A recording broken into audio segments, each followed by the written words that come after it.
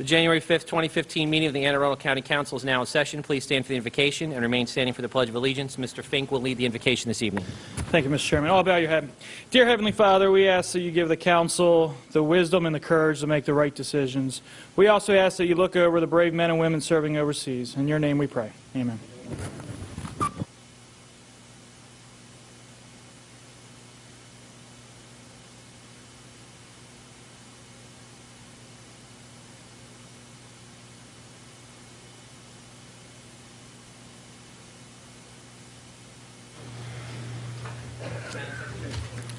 Madam Secretary, please read the ethics statement. The Ethics Commission has asked that I advise you that under certain circumstances, members of the public may qualify as lobbyists when they testify before the County Council. If so, the law requires that certain information be filed with the Ethics Commission. The Chairman of the Ethics Commission has asked that those present review the Ethics Commission information in the foyer of these chambers. If there are any questions about lobbying requirements, speakers should contact the Ethics Commission in the Heritage Office Complex on Riva Road. Thank you. Is there anyone in the audience who would like to address the council briefly on any subject not on the printed agenda?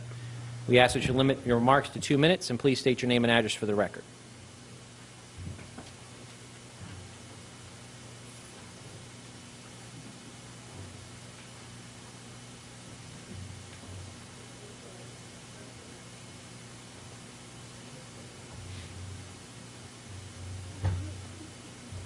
There are multiple seats down front. Yeah, there's plenty of room for everybody. Come on down.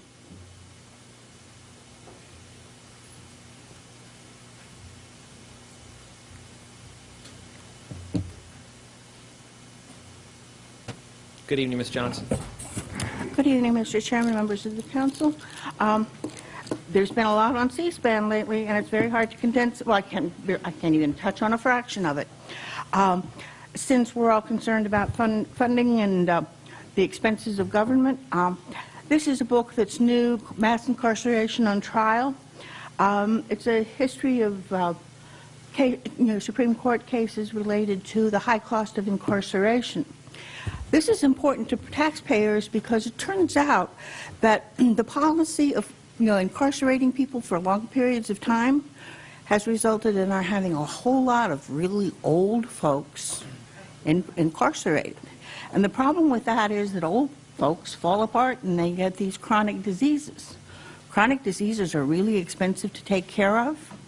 California got in a lot of trouble because they didn't provide adequate medical care, including mental health care. They had a number of prisoners die, and the Supreme Court came down on California really hard. It's a very expensive thing, and it's a very important thing to consider. It's also very important when we think about the issues related to terrorism, to recruiting for ISIL or whatever. It's got a multitude of names now, but international religious extremism. There are some really inspiring people that I'd love to talk about, but I'm down to 35 seconds, so I'll have to address the issue of candy. Mr. Grasso always wants me to bring candy. So I thought I would sort of combine two things quickly. I'm always asking you for help because I really don't like having my neighbor use my land for draining his septic system. So I brought you a Christmas elf, which was on sale in the after Christmas sales, so it falls into the requirements. But you can substitute the jelly beans, or you can use them not only for Christmas but for St. Patrick's Day and other holidays. Mr. Grasso's always grumpy though because he wants chocolate, so I bought chocolate. What he doesn't take, Miss Beth gets. Thank you. Happy New Year. Thank you. Good evening, ladies. Name and address for the record, please.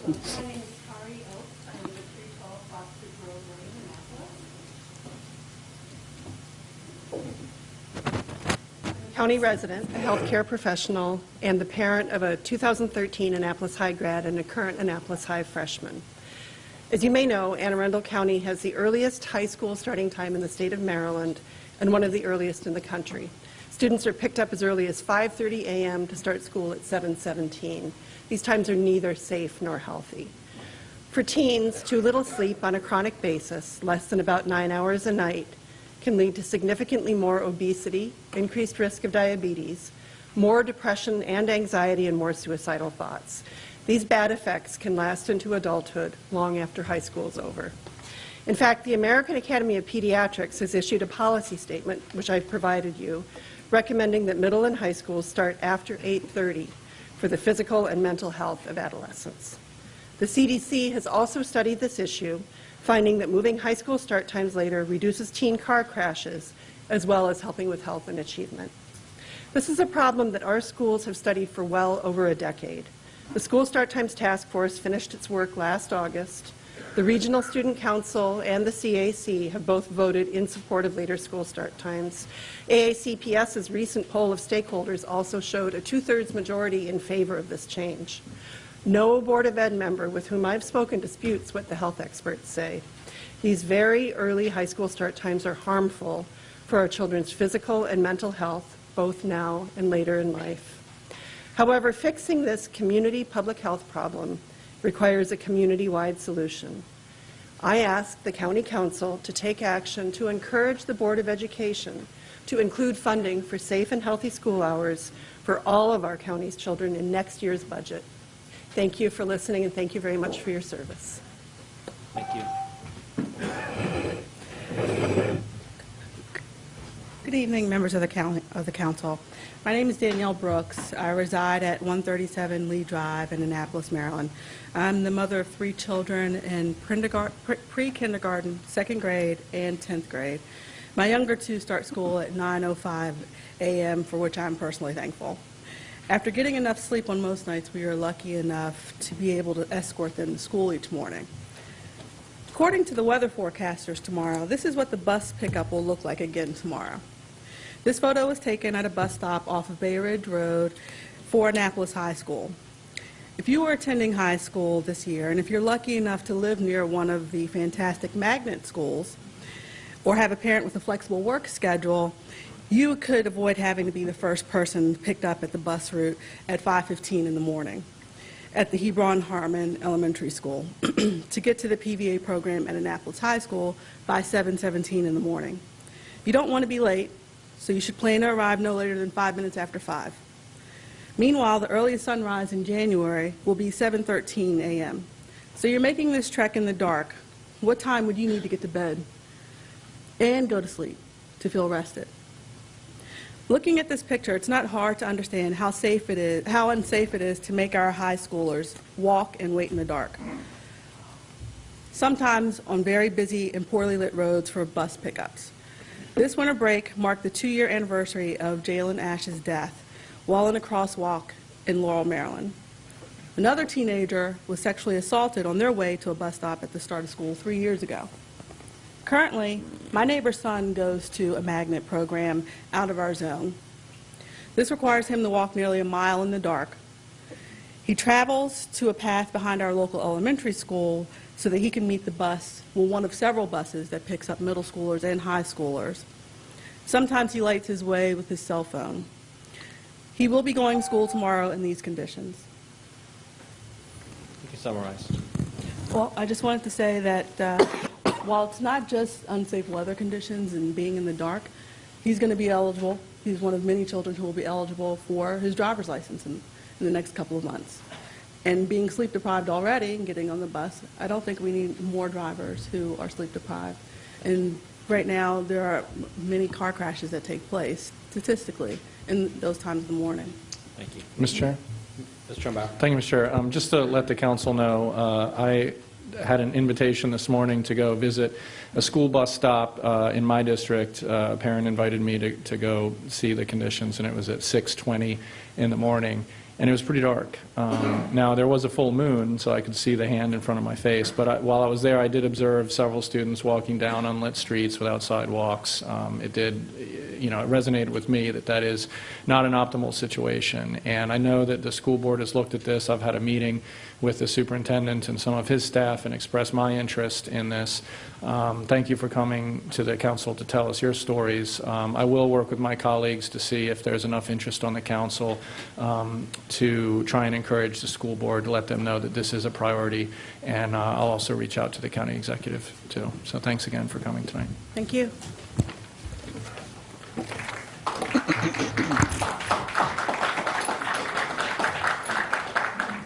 Is there anyone else? Seeing no movement in the audience, Is there any item any councilman would like to place on the agenda? Seeing none, may I have a motion that the partial reading of any bill, resolution, or minutes constitutes the reading of the whole? So moved, Mr. Chair. Second. All in favor? Aye.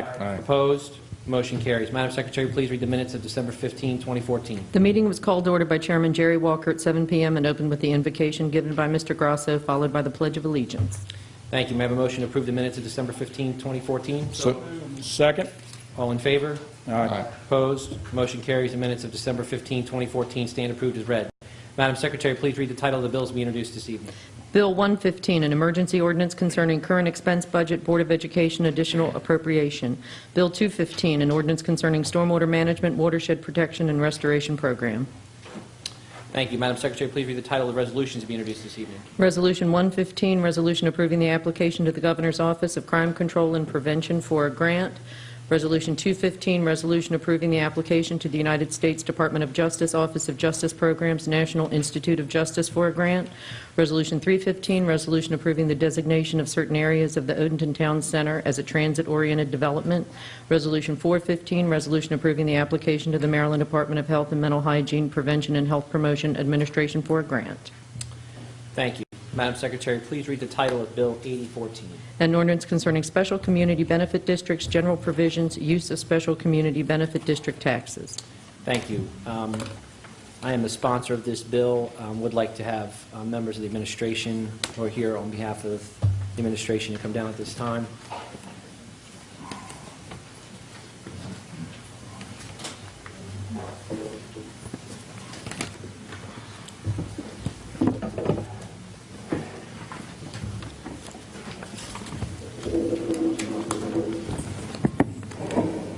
Chairman, members of the council, my name is Bernie Marzik from the County Executive's Office.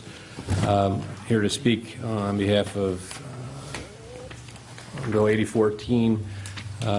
Due to some advice this afternoon from the Ethics Commission, the County Executive has recused himself from all discussions of this bill to the fact that he lives in Gibson Island, which is one of the special community benefit districts. The administration has had discussions and opposes the bill.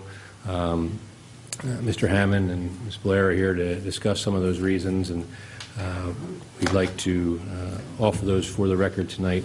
These districts are really the first level of democracy for these communities to give themselves the opportunity to better their districts, and we continue to support these districts in that manner. So I'll let Mr. Hammond and Ms. Blair offer their comments as well. Good evening, Mr. Chairman, members of the council. It's a pleasure to be before you. My name is John Hammond. I'm the county budget officer, and the budget office is responsible for administering these districts, I guess. And this bill, I think, as proposed, would cause us a bit of a problem in that we do have some districts that that charge additional fees to the users of some of these facilities, and as I read the bill, this would cause a problem. I think some districts have maintenance of community property that includes a pier, and some of the folks in the community may have a boat, and they may keep their boat at the pier, and they would pay a fee to use the pier. Obviously, if you live in the community and don't own a boat, you wouldn't have a slip there. But the tax rate that was levied to build the pier was paid by everybody in the district, and it's only the users that would pay the additional fee for the specific facility. I think we also have instances where we may have a swimming pool in the community, and not everybody in the community may use the swimming pool, but they pay a fee to use the swimming pool if they want to belong to the swimming pool that was built as part of the community. So it does cause some problems as proposed. And Ms. Blair is here to talk about any of the legalities. I just have a couple of quick comments on this bill. The phrase that starts in line 4 on page 2 for special privileges or benefits that do not benefit all persons and property in the district who are assessed a district tax, I just think that's surplus language, because the sentence before that indicates that you do have to, that you can't, when you form the district, it is to levy taxes on properties in the district for the special privileges and benefits. So we're left with the phrase, for improvements that are accessible only after paying additional assessments or fees. Mr. Hammond touched on this. There are 74 special community benefit districts in Anne Arundel County. Of those, 63 have maintenance or improvement of community property as a purpose and would be potentially affected by this bill. I don't know exactly how many charge additional fees for their facilities. We do know that those facilities that are in these districts include marinas, buildings, pavilions, clubhouses, pools, playgrounds, tennis courts. Maryland courts have considered this issue of only charging or only allowing certain people to belong and charging an additional assessment but taxing everyone in the community, and have found that that is legal, because whether you have access to the pool for free or an additional fee, or maybe not at all because your pool limits its memberships, your property value is increased by the very existence of that amenity. So the challenge comes in to determine that you are not being taxed in excess of the actual benefit to your property. And that's a challenge that's very far down the road from just having a generic purpose of maintenance of community property. The other issue that we've come across in dealing with this is, as a legal matter, we have found that operational expenses for some of these amenities are not included in the purpose maintenance of community property. So if you have a pool that the community owns, and the only purpose that you have is the maintenance or improvement of community property, if there are fees to hire lifeguards or operate a concession stand or something of that nature, you would not be able to tax for that. So sometimes the only source of funds that these communities have for that type of thing is the membership fee. And that kind of leads into the fact that the fairness issue, that those people who are actually using the pool should have to pay for those types of fees. And if you end up not allowing those fees to be charged, you're going to end up charging all of the property owners more for something that they may not use or may not want to use. And I'm certainly available for any questions you may have about my comments. Ms. Blair, to start out with, the first thing that you mentioned is one of the things that I've received feedback on from folks.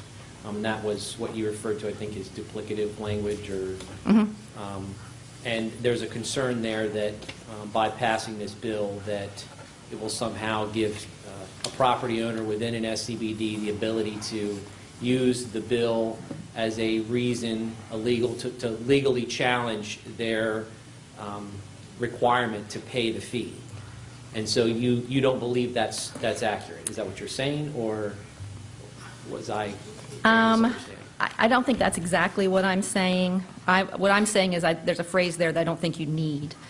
I think the phrase in line 3, or levy special taxes on property in the districts, I could see how someone could interpret that to mean you can't tax my property for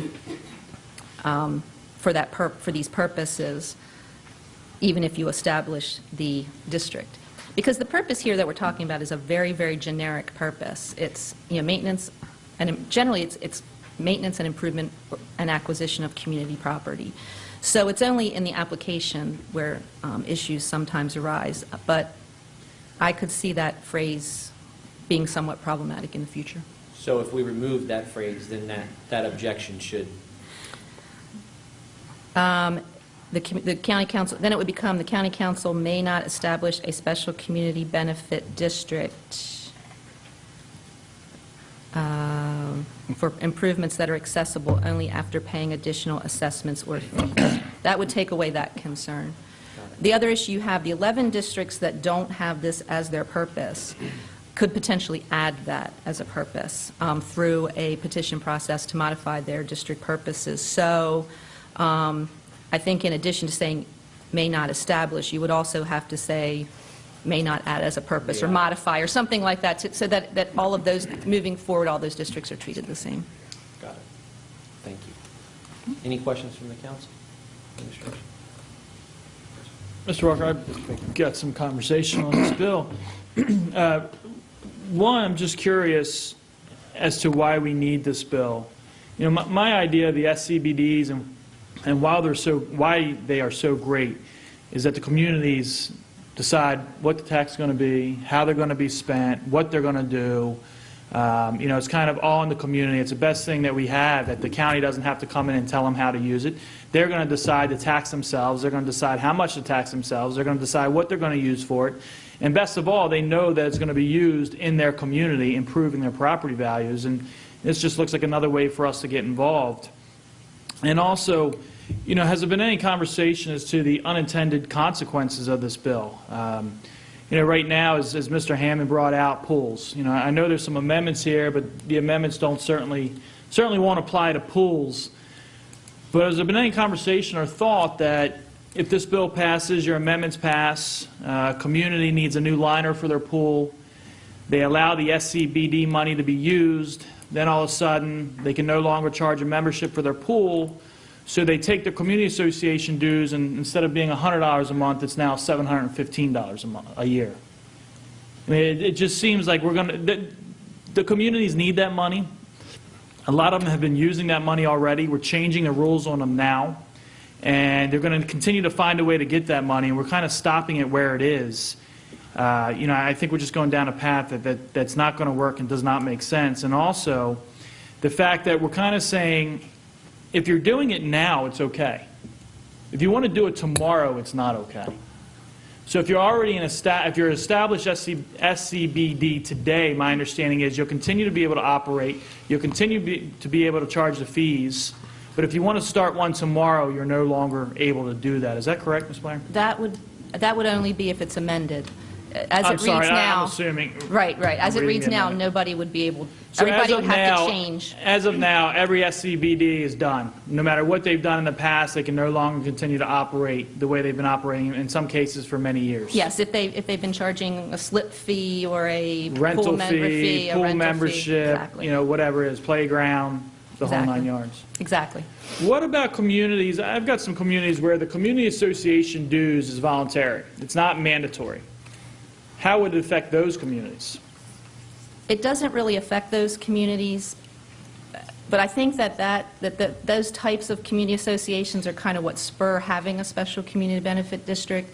In other words, you may have, not every community is set up, especially the older communities, to have an enforcement mechanism to collect your assessment. So it's a voluntary. A lot of them are voluntary, and a lot of them are set at $10 or, you know, something like that in the paperwork. So these communities are formed years ago. They have an amenity, and everything goes along great until it needs, you know, the pavilion needs a new roof, the pool needs a new liner, the pier needs to be replaced, and then there's no real mechanism to fund that. So that's why they come in and form these SCBDs, to have a method of making those improvements. Sure. So that whole notion of, you know, the voluntary, it's not effective because this is something on top of, different than whatever may be, you know, the voluntary $10 a month or $10 a year or whatever that is. Sure. This is different from that. Okay.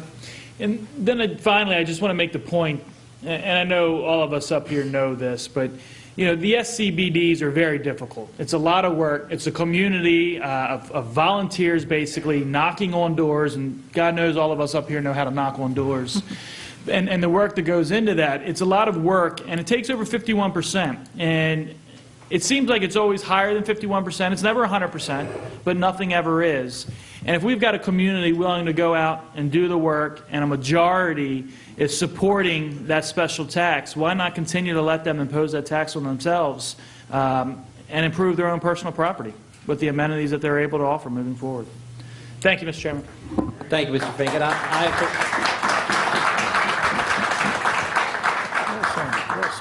thank you. I failed to explain, I guess, the genesis of this bill at the beginning and jumped right to the administration. And let me just say from the outset that I'm currently a member of an SCBD in Crofton.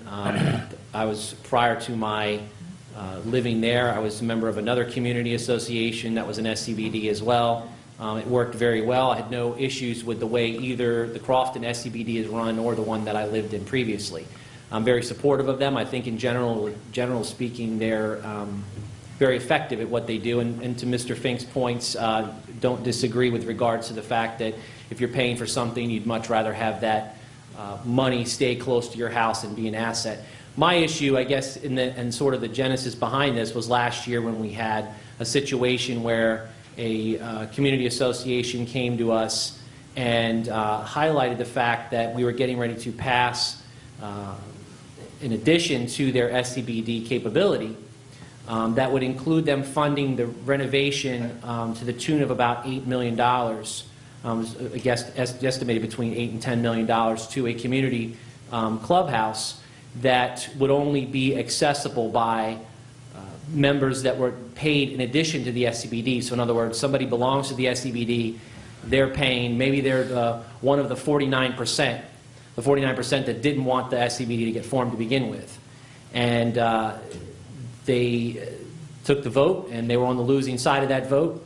And then after the vote went down and the SCBD moved forward and that tax was assessed to their home, to their property tax bill, then they were told, oh, by the way, you're not allowed to use that facility because the facility use requires an additional fee on top of the SCBD. And so that's when I started to scratch my head and say, well, that just doesn't seem to be fair or make sense. My thought process would be that if somebody's paying an SCBD, whether they supported the building of that facility or not, the fact is they're paying for it, they should have access to use that facility and not have to pay an additional fee above that. So that was sort of the premise behind the bill, is that, you know, there are communities, obviously not every SCBD is going to fund an $8 million clubhouse renovation, but there are ones where people would move in and, say, have a pool situation where they're paying to build the pool and then actually not even able to use the pool that their community SCBD money went to build without paying additional fee. And maybe they can't afford that fee. Maybe the fee that they're paying on their SCBD they can barely afford. I don't know. But they're restricted to being used, to not being able to use an amenity that they're paying for, which I don't think is a fair situation. My amendments that I will introduce here shortly for the council to look at and then to vote on, one would, as Mr. Fink said, basically be grandfathering in the SCBDs that already have these types of projects set up, where it's a community pool or a pier. And the other issue that was raised by folks who emailed me, and thank you for sending your comments into the council, the other issue was the rental fees or slip charges for community piers. Even with the situation with a pier, there's, you know, if I fund that pier with my SCBD money that I'm paying as a property owner, I should at least be able to walk out on the pier, fish off the pier, crab off the pier, and I can do that without somebody restricting me or locking me out, without having to pay an additional fee just to walk out on the pier that I've paid for with my own SCBD funds. So again, the SCBDs, I'm supportive of them in general. I don't think they're misused or abused. I just think going forward it's a policy question that the council needs to address. And this was the way that I thought best to address it. And if we pass these amendments, then we'll move to the final vote in a couple of weeks. Unless there are additional amendments or concerns that are raised, I'm happy to try to address those so that these can continue to function. My intent is not to stop them from functioning, because as I said, the last two SCBDs that I belong to have worked and worked well. Mr. Chairman. Mr. Fink. To that point, and where do we draw the line where it's okay? I mean, you know, one of your amendments, it's okay to charge a rental fee for your clubhouse. That's okay. And then it's okay to charge a slip charge, but it's not okay to have dues. It sounds like it is the concern with the $8 million project. So at what point is it okay and versus not okay, and why did we come to that point? Restricting access to something that I've paid for. If I as a property owner am paying that SCBD fee, whether it's $2,000 a month for the $8 million project or $60 a month, I paid to help have that building built or renovated or reconditioned or whatever it was, and I believe that person, in paying that fee, should have access to that facility. And so that's, like I said, the genesis of the bill. If I'm paying, I don't think I should have to pay an additional fee to access it, or restrict then people who are paying the fee and keep them from accessing a facility that they built and they paid for. Let me ask you, but if you have a boat ramp, it's okay to charge to use that boat ramp even if the SCBDs is funding that boat ramp?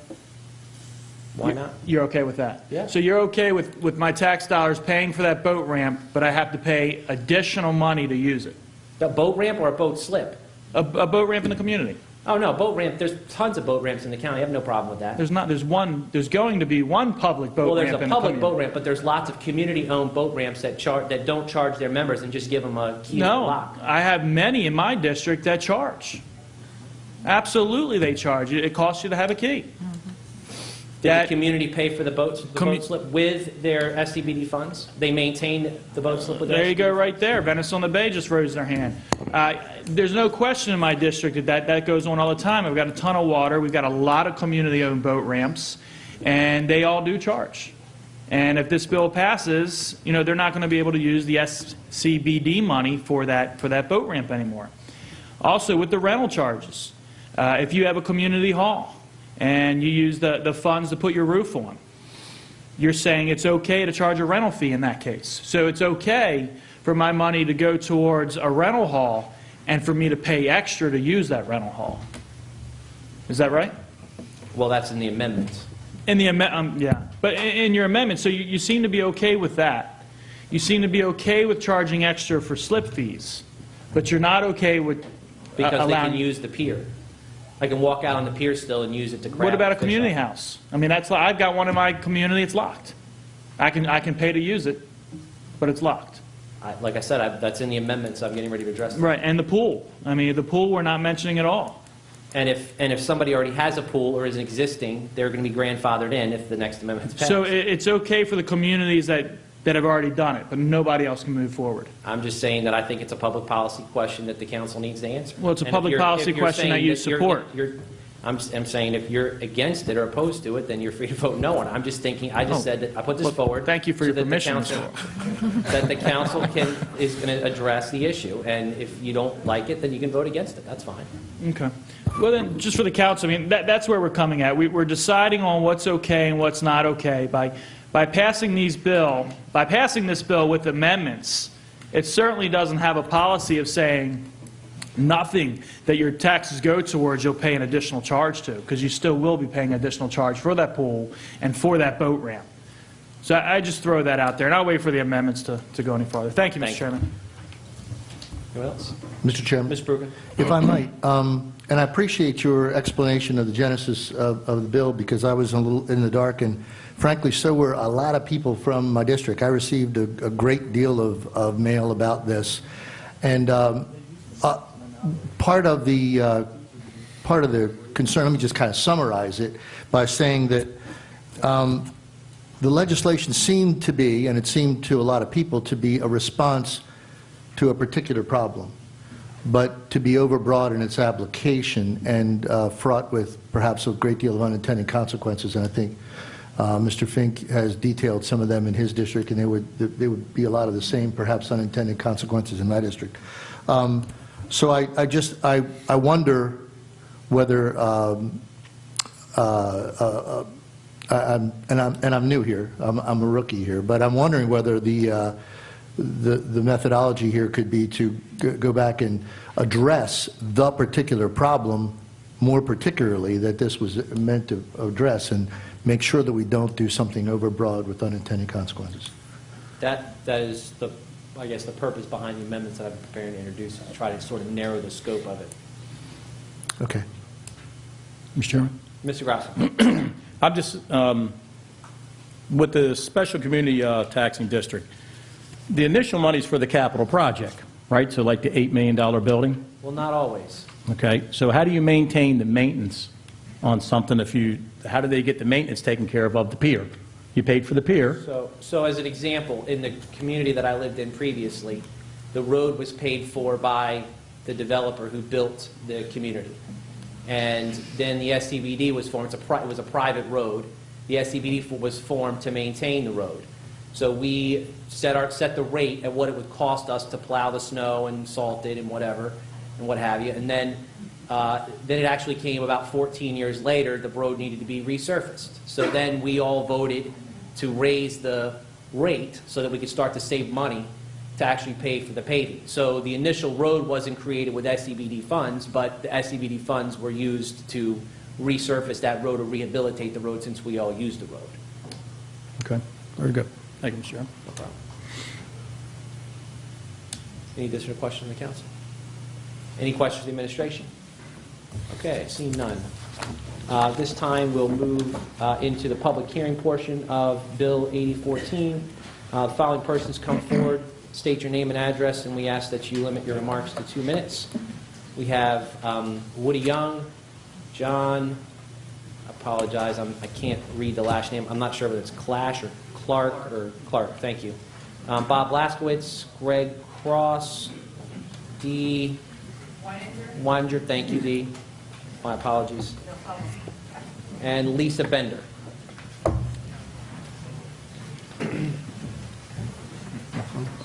Bob?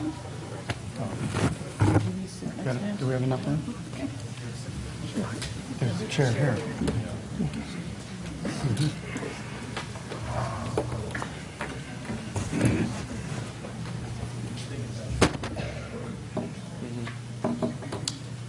Mr. Young, when you're ready, sir. How are you this evening? I'm good, Good to Mr. see you. Walker. Good to see you. Likewise. My name is Woody Young. I live at 920 Bayfront Avenue in Holland Point, Maryland. That's the southern tip of Anne Arundel County. Good evening. On behalf of our community, our officers, and board of directors, I'm here to strongly oppose Bill 8014. Holland Point has had 2 separate special benefit districts for over 40 years, and I am proud to say that each and every resident and property owner has benefited in multiple ways from their existence, from a secure and stable 1.5 mile of Chesapeake Bay shoreline, to community road snow removal, to substantial increases in property values, and to events at our community center, like our annual 87th Oyster Bull Roast, which just occurred this past October. As stated by the Anne Arundel County Auditor, Ms. Sutherland, we are not aware of any existing districts for which the council levies taxes for privileges and benefits that do not benefit all persons and property in that district. In my experience, that is absolutely accurate. Every special benefit district conforms and works within the rules and regulations promulgated by Anne Arundel County and have thrived. Why create more stringent regulations that have the potential of pitting neighbor versus neighbor? No city, town, or municipality, including this county, could exist if the vote for legislation was mandated to benefit all persons and property. Anne Arundel County has its 60-plus benefit districts. They don't need or deserve this legislation. This program works just as fine as it is. Why tinker with it? I urge each and every one of my esteemed council members to listen to their communities and their constituents and vote against 8014. Thank you. Thank you, Mr. Young. Do you charge a separate fee above and beyond your SCBD to members? We have a homeowners association fee, but that's not mandatory. Okay. And is there a fee used for the community center? We rent the community center. The community center was not built with SBCD funds. Okay. However, we do maintain it now with SBCD funds. Okay, so similar to my roads analogy from Mr. Grasso. Right. And so you don't charge a membership fee in addition to the SCBD money. So if a homeowner in the community wants to take advantage of the Chesapeake Bay shoreline that you maintain, they can go out there and do that without having to pay an additional fee. Absolutely correct. Okay, thank you. Next up, John Clark. I'm John Clark. I'm president of the Venice on the Bay Community Association. I live at 1930 Main Avenue. I want to echo my esteemed partner right here. I want to say that one of the things that concerns me the most about what I read is the fact that we have just gone through a period of change to improve our community hall. And what I see is that if we start to limit the ability to be able to use these tax funds down the line for anything else. As an example, we have plans, hopefully, for a playground property that is currently not owned. I'd like to know that we'd be able to use these monies to maintain that particular property down the line. We do have a boat slip, we have a community beach, and I just feel like right now, believe it or not, it's hard to get $35 per person out of our community members. So, you know, that money is being well spent the way we're doing it to maintain our community hall, and we do rent it, we get rental fees. We are going to be facing a major repair on the roof, and I think that the law, the way this is written, is not a good law. We should have the ability to do this with the majority vote. Thank you. Do you charge separate fees to your residents for using the beach? No. And is there intention to charge separate fees for use of the playground?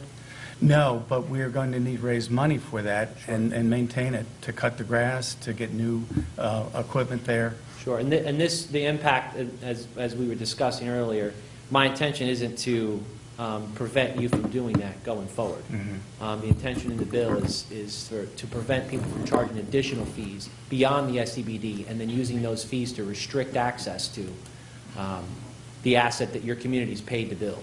Well, if you're talking about the beach, that makes sense to me. It doesn't make sense for things like the community hall, which we really need the fees. The rental fees. Yes, Right. in order to be able to maintain it. Got it, thank you. Mr. Chairman. Mr. Baker. Mr. Clark, do you guys charge to use your boat ramp? Yes, we do. We have a fee. It's to pay for a key every year in order to access the lock, unlock it. So they would be paying additional for that boat? Yes. That boat ramp key? Yes, Thank you. How much do you charge for the key? $25 a key Thank you. per year. Mr. Chair.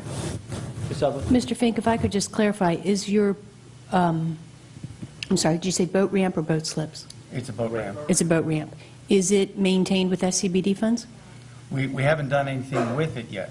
Okay, so they haven't used any SCBD funds for that ramp? Yet. Yeah. But this would prohibit them from ever using them in the future, Yes. if they wanted they to continue to charge the a fee. fee. And we have a pretty bad boat ramp. How many homeowners are in your associations? We have 206 paid accounts, so Would the fee have to go up in order to repair the boat ramp? I think the boat ramp cost would be at least $10,000, if not higher. So everybody would have to pay that fee with the SCBD if it was expanded? Well, we'd have to do something to raise the money. We'd have to Right. have a fundraiser if we didn't use them. Right. Got it. Thank you. Mr. Blaskowitz, how are you, sir? Good evening.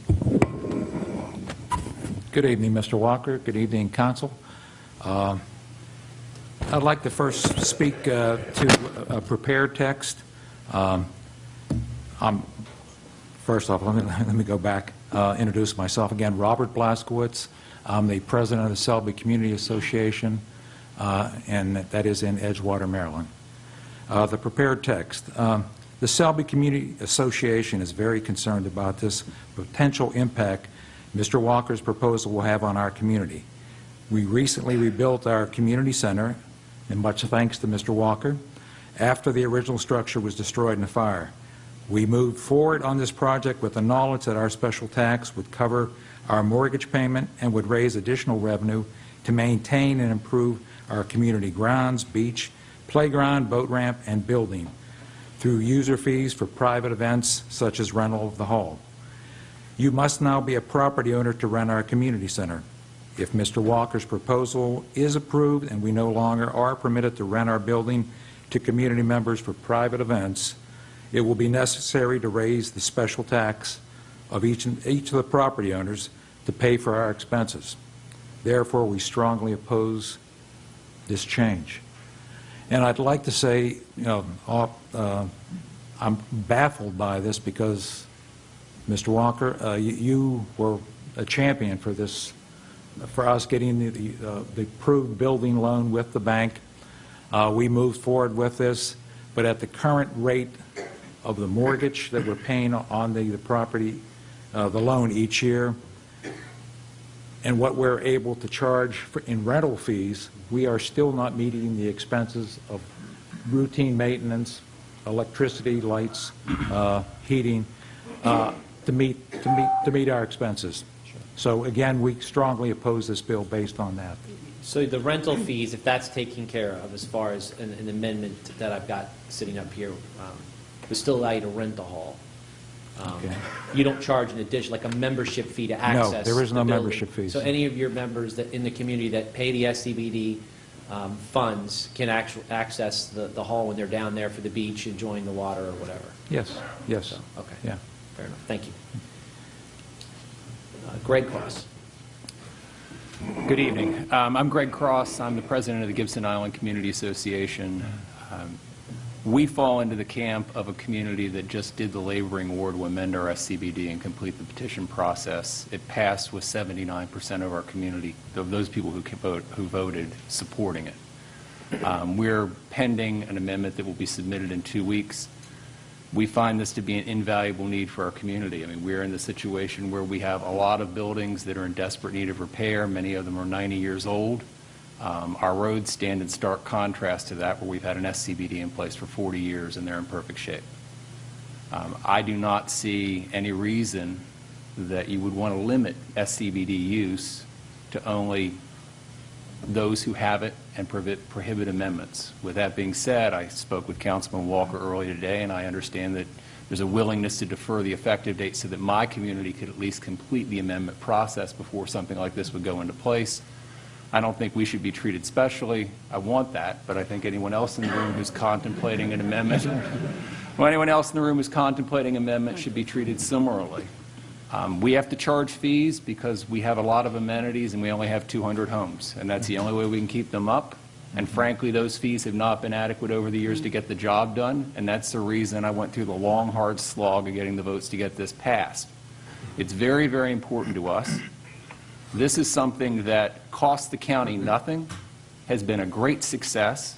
We have 74 of them, and I don't know why we don't want 74 more of them. This is exactly what we want. Yeah. Communities who take initiative, get it done on their own, and the county lending a helping hand at no cost to the county. So I urge you to reject the bill, but I do appreciate your willingness to at least defer the effective date to allow my community to complete the process. And I think you should do the same for others and let them start the process. So thank you. Thank you, Mr. Cross. Dee? Good evening. Just this past October, I sat at this council table requesting that you permit our community the right to restructure the provisional statement of our Special Community Benefit District in order to better care for the needs of our community. At the time, we were only allowed to spray for gypsy moths. The process to just have this request heard before this council was arduous, to say the least. My understanding of state and federal taxation is that all citizens pay an equal percentage of tax according to our income in order to provide for the needs of its citizens.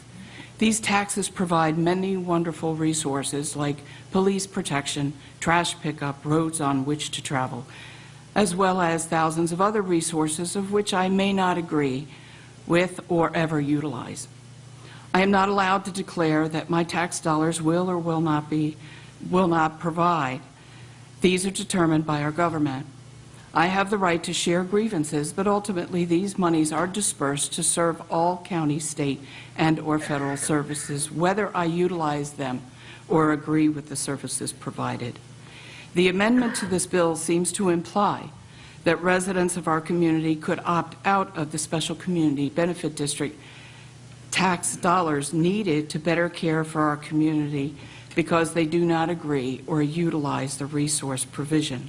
And it vaguely implies that if monies are acquired by the Special Community Benefit District, we will no longer be able to collect much-needed association or amenity fees. Our yearly fee is $25, and it is voluntary. Councilman, our community associations are a very small entity of volunteers who seek to care for and provide upkeep for our neighborhoods and the amenity resources belonging to it. No doubt many people seeking homes in our neighborhoods were told of the amenities available, and it may have been a strong selling point, or at the very least, impressive. Thank you. Lisa? My name is Lisa Bender. I live at 712 Shore Road, Severna Park, Maryland. I've been a resident of Carrollton Manor in Severna Park for many, many years. And we became a special community benefit district in about 97 to 2000. In limiting, I strongly oppose this bill, and I'm going to go with I agree with everything everybody else has said, but also some of the side effects that can occur. If we did not have the special community benefit district money, we would not be able to publish our newsletter and send it out to all 540 homes. We would not be able to insure our properties, to bond our volunteer board. We would not be able to provide maintenance on all of our community properties. All of our residents have the opportunity to utilize all of our community properties. Whether they opt to or not is their decision. We have 3 community beaches, and the SCBD goes to make improvements and to maintain them. We do have a community pier, however, that was never paid for with SCBD funds and is completely self-supporting.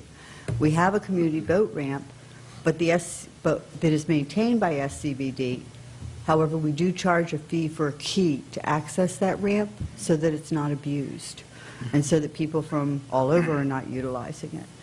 To limit to make a blanket legislation in the response to one instance and make this county-wide, it just does not seem wise. Let it be resolved within that one community that's having problems, because one legislation is not going to be able to be effective for every single individual and very, very different community.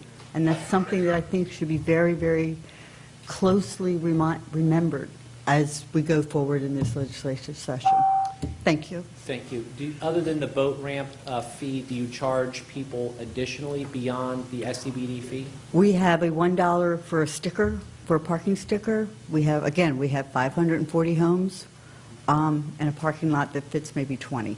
But anybody that Anybody can get a sticker. Use the community The beaches other- that the SCBD right. funds. The We other- don't charge people extra. No, for but the using other big thing is, we have 1/5 non-residential property owners. So a non-residential property owner can say, I'm not benefiting from this because I live in Texas. I want to opt out. However, the renters that live on the property and become a resident, they are going to benefit from these properties, and they may want to use these properties. How do we delegate what parts of a community people get to use? Let me ask you this question. Theoretically speaking, if you were to go back to your home ownership, the people that are in your community, and say, I know you're paying this SCBD fee to access or to maintain the beach, but now we want to charge you a separate beach fee. Do you think that would go over well? I wouldn't want to do it. It's part of their community. Right, so they're paying for it with their SCBDs. They don't feel like they should have to pay an additional fee to use the beach. I don't think it would be fair. No, we don't charge them an additional fee to use the beach. We charge them a fee to park down there. But do you think they'd object if you went back to them and Yes, said? and I don't think that would be fair. Right. Also, the insurance on the properties. Without the SCBD funds, we couldn't maintain insurance. We would have to close things. The bill doesn't remove your ability to collect SCBDs. It would prevent people from charging additional fees. That's what the Okay. premise of the bill is. So that's what. So we have a gate at one of the beaches. Correct. The gate was established because we've had large problems with people from out of the community coming down and trashing it, or the gate allows some control. You can only get, now, if you are a resident or a property owner, you have the ability to get the key for $5. And that $5 also goes to maintain the property. To say that I can't do it, does it, do we open up the gates completely and allow it to be trashed? Or do we try and find some type of control? If somebody doesn't want to buy a parking sticker, fine. Do I say they can't use the porta potty because the SCBD funds are paying for the porta potty? There's so many interlocked things, I think, that you really have to carefully consider what a legislation geared for one aspect will do on an overall thing. Thank you. Thank you, Ms. Bender. Thank you. You've already had your 2 minutes. I'm sorry. Thank you. Thank you all very much. There's 2 additional folks signed up to speak, Carol Hahn and Pat Lynch.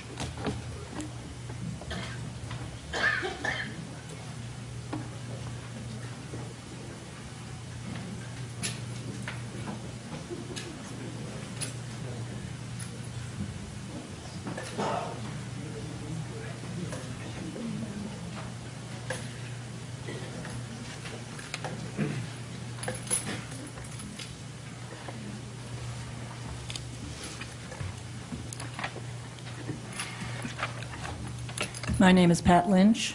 I reside at 1648 Homewood Road in Annapolis. Community called Amberley, which has SCBDs in place. I'm also president of the Broadneck Council of Communities, representing almost 10,000 voters on the Broadneck Peninsula. Mr. Chairman and members of the County Council, we are opposed to this bill and regard it as bad legislation. Many of our member communities and other associated communities in our area depend on the SCBD tax collection to maintain our community properties and our peer properties. Dredge our creeks, manage stormwater runoff from our waterfront properties, bringing stability through board approval for necessary improvements to our neighborhood. This is our own board of directors for our community organizations. I had 5 points I was going to make, but one of your amendments should take care of one of them, and that is there was no grandfathering in the bill prior to the amendment. Therefore, what's going to happen to all these SCBDs that are currently in place? We have secure payment of community debts for projects that have been completed many years ago, allowing for successful improvements to community properties long before the debt is satisfied. Second, we believe it's the responsibility of the local board of directors for our community to determine and require that the majority, not all, of their community membership support any vote for an SCBD according to the current law in Article 4-7-2012. Who in the county government would be named the arbiter if a dispute arose among community members? Who is to legislate that some members do not directly or indirectly gain benefits when the community or the waterfront property is improved, supported by an SCBD to pay for the necessary funding for the project? It is fact that in some communities where association dues are optional, which is my community, that a small percentage of property owners will not pay for improvements to communal property through low or reasonable community dues. We have actually had people refuse to pay for community dues because they didn't like the way their trash was picked up one week. So there's too much freedom out there to choose not to pay dues. Do you have an SCBD? Yes, we have several. We're on the list. We're the first community association listed in the online report, in the code that tells you Amberley. Amberley is the community association. And do you charge a membership fee additional to access any of the community properties or community amenities paid for by the SCBD? Not to access, no.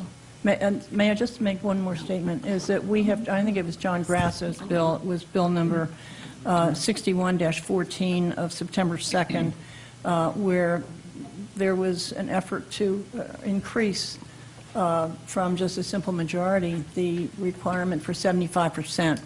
That actually wasn't Mr. Grasso's bill. I mean, he introduced it on behalf of the county executive, but it was the county executive's bill. And that was defeated. Also was a bill for 66%. Correct. So correct. It's already failed. Thank you. You're welcome, Mr. Grasso. That was not your bill.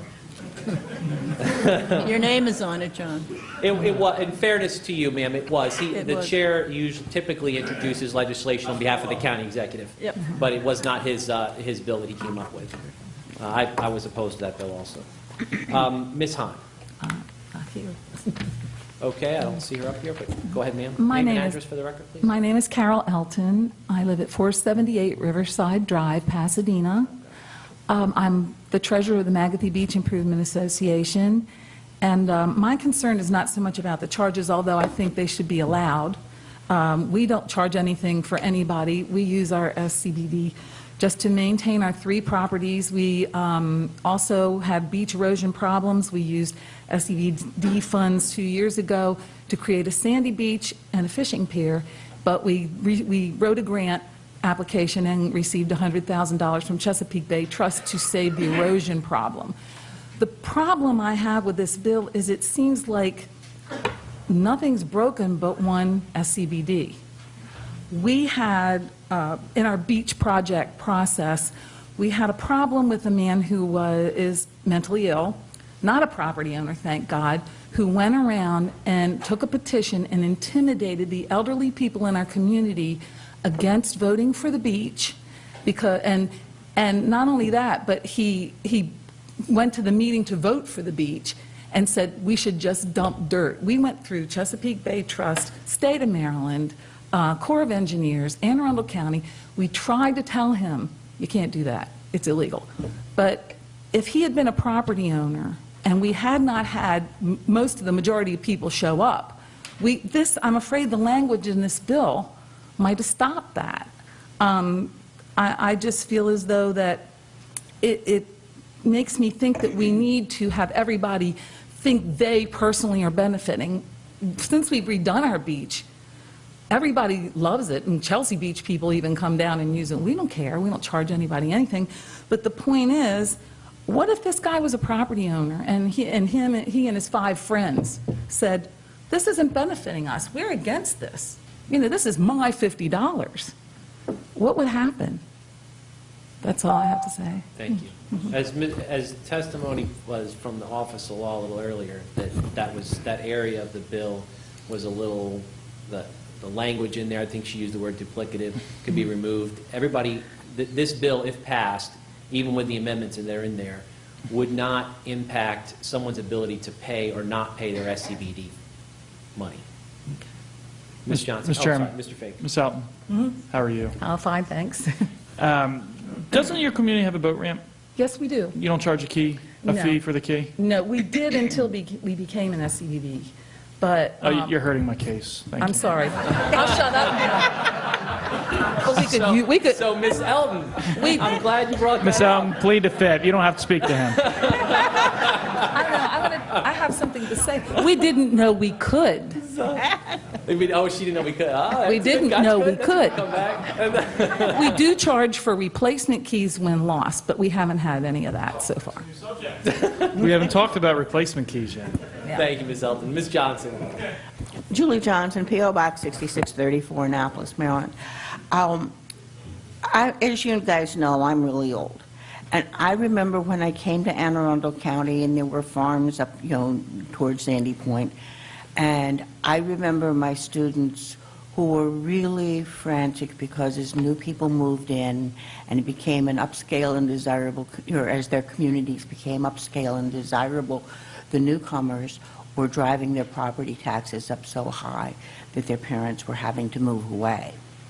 And I see some analogy in this kind of a question or within the bill, because I see such a staggering difference between constructing an $8 million community center that would benefit some people in the community, but as compared to maintaining a roof or doing these other kinds of things that are much more affordable. And because these old communities knew that Granny down the street was, a widow living on a really limited pension, if she didn't have the funds, nobody would worry about whether she did or didn't pay because they knew she couldn't and somebody would just cover for her. And I don't feel that with an $8 million project, you're going to have a lot of people stepping forward to pick up whatever that large amount, much larger amount would be. So I'm really opposed to changing the law based on orders of magnitude for things that are just totally different animals. You have all these people who turned out who said, our system functions. We mostly get along with most of our neighbors. Even I do, except for the ones that, discharge their poop. Well, and so you can understand. Please summarize. Okay, so I'm opposed to the bill because I think that you're trying to you're trying to make little communities function the way a really huge project. Thank you. Thank you, Ms. Johnson. Mr. Biletsky. Mr. Ladd. Good afternoon, good morning, whatever. Richard Ladd, 1537 Shipsview Road. I'm here as the treasurer, the Department of Public Works, and home handyman for my homeowners association. Some of you guys have been in my house, know that I live on a one-way street. It was built back when it was a driveway to the farmhouse back there. It goes over a swale. The road surface is all shells. The way this is worded, when the culvert that half of us have to go over to get to our homes goes out, the only way I can really fix that thing is to come back to you for small business benefit district. You now have defined, I've got to demonstrate that this is a benefit to everybody. I'm troubled by that criteria, because there are people at the front of my district who don't benefit from refixing that road. It's the only guys that live on the inside that can't get across the swale.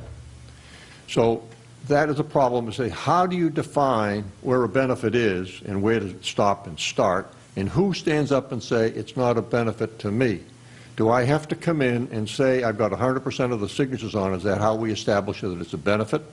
Or is somebody else going to decide that it's a benefit to the community, although people who live on the street side of the culvert benefit? They don't use it.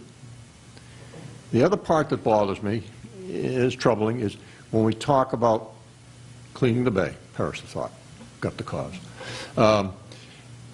If we say we're going to start putting sewer into a lot of places, in a case like mine, I got to run a pipe down there. I've got to have a way to pay for that stuff, and I've yet to hear any way we can do it. When I look about it and talk to my folks about it, we got to do something like this to bring sewer into 37 homes that are directly on the waterfront. Again, if somebody says that doesn't benefit me, he can come down here and stop this process cold. I think that's poor policy. I think we have got to maintain the right to take care of the things that you mentioned, Jerry, about the roads that were put in there and are maintained by it. And in particular, with the stormwater management devices we're putting into all these developments, and you look at these people that have got to be able to take care of it, I think we're creating a very, very big situation that's going to be difficult for a lot of homeowners associations. Thank you, and I apologize for going over time. Thank you, Mr. Ladd.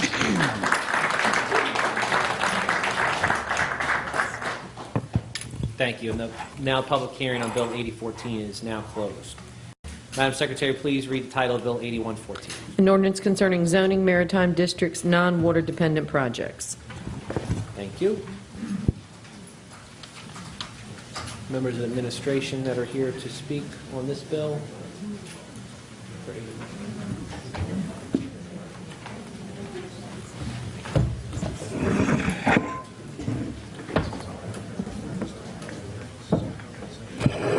Thank you. You didn't ask for any additional speakers on Bill 8014? Didn't have an opportunity to sign up earlier? I already closed the public hearing. I'm sorry. We did open up the public hearing. You did not just there announce, you did not open it for public comment.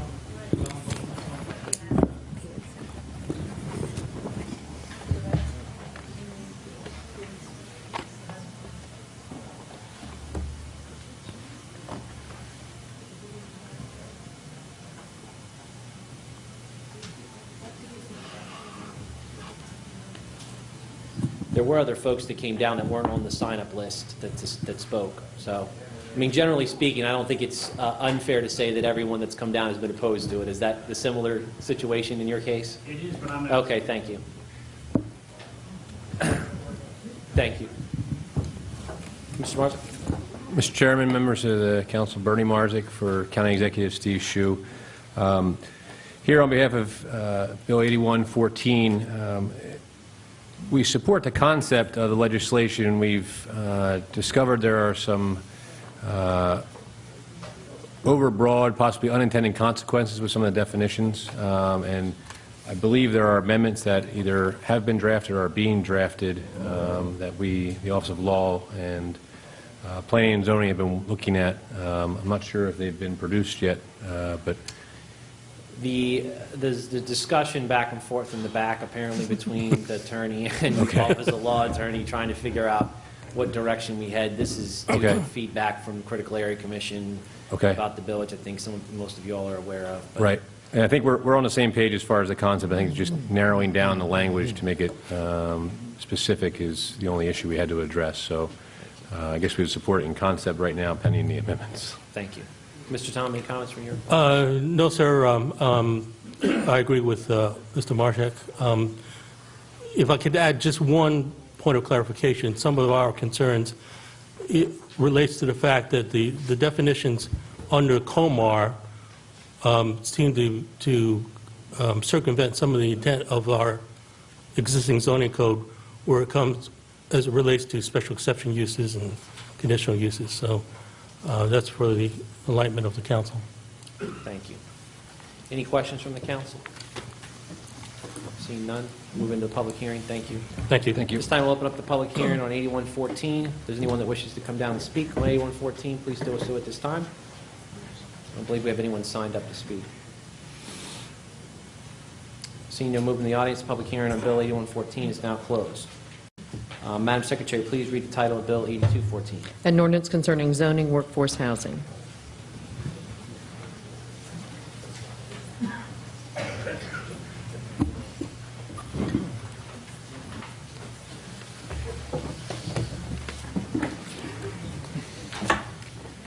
Back again. Mr. Fink, would you like to lead off, or I would you would, like thank me you. to administration? No, that's fine. It's my bill. Thank you.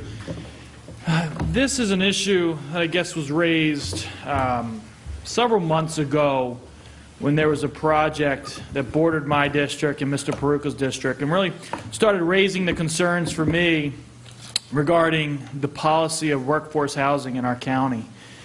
And what I consider ultimately to be a loophole that allows an R2 piece of property or an R5 piece of property be rezoned R22 in the name of workforce housing.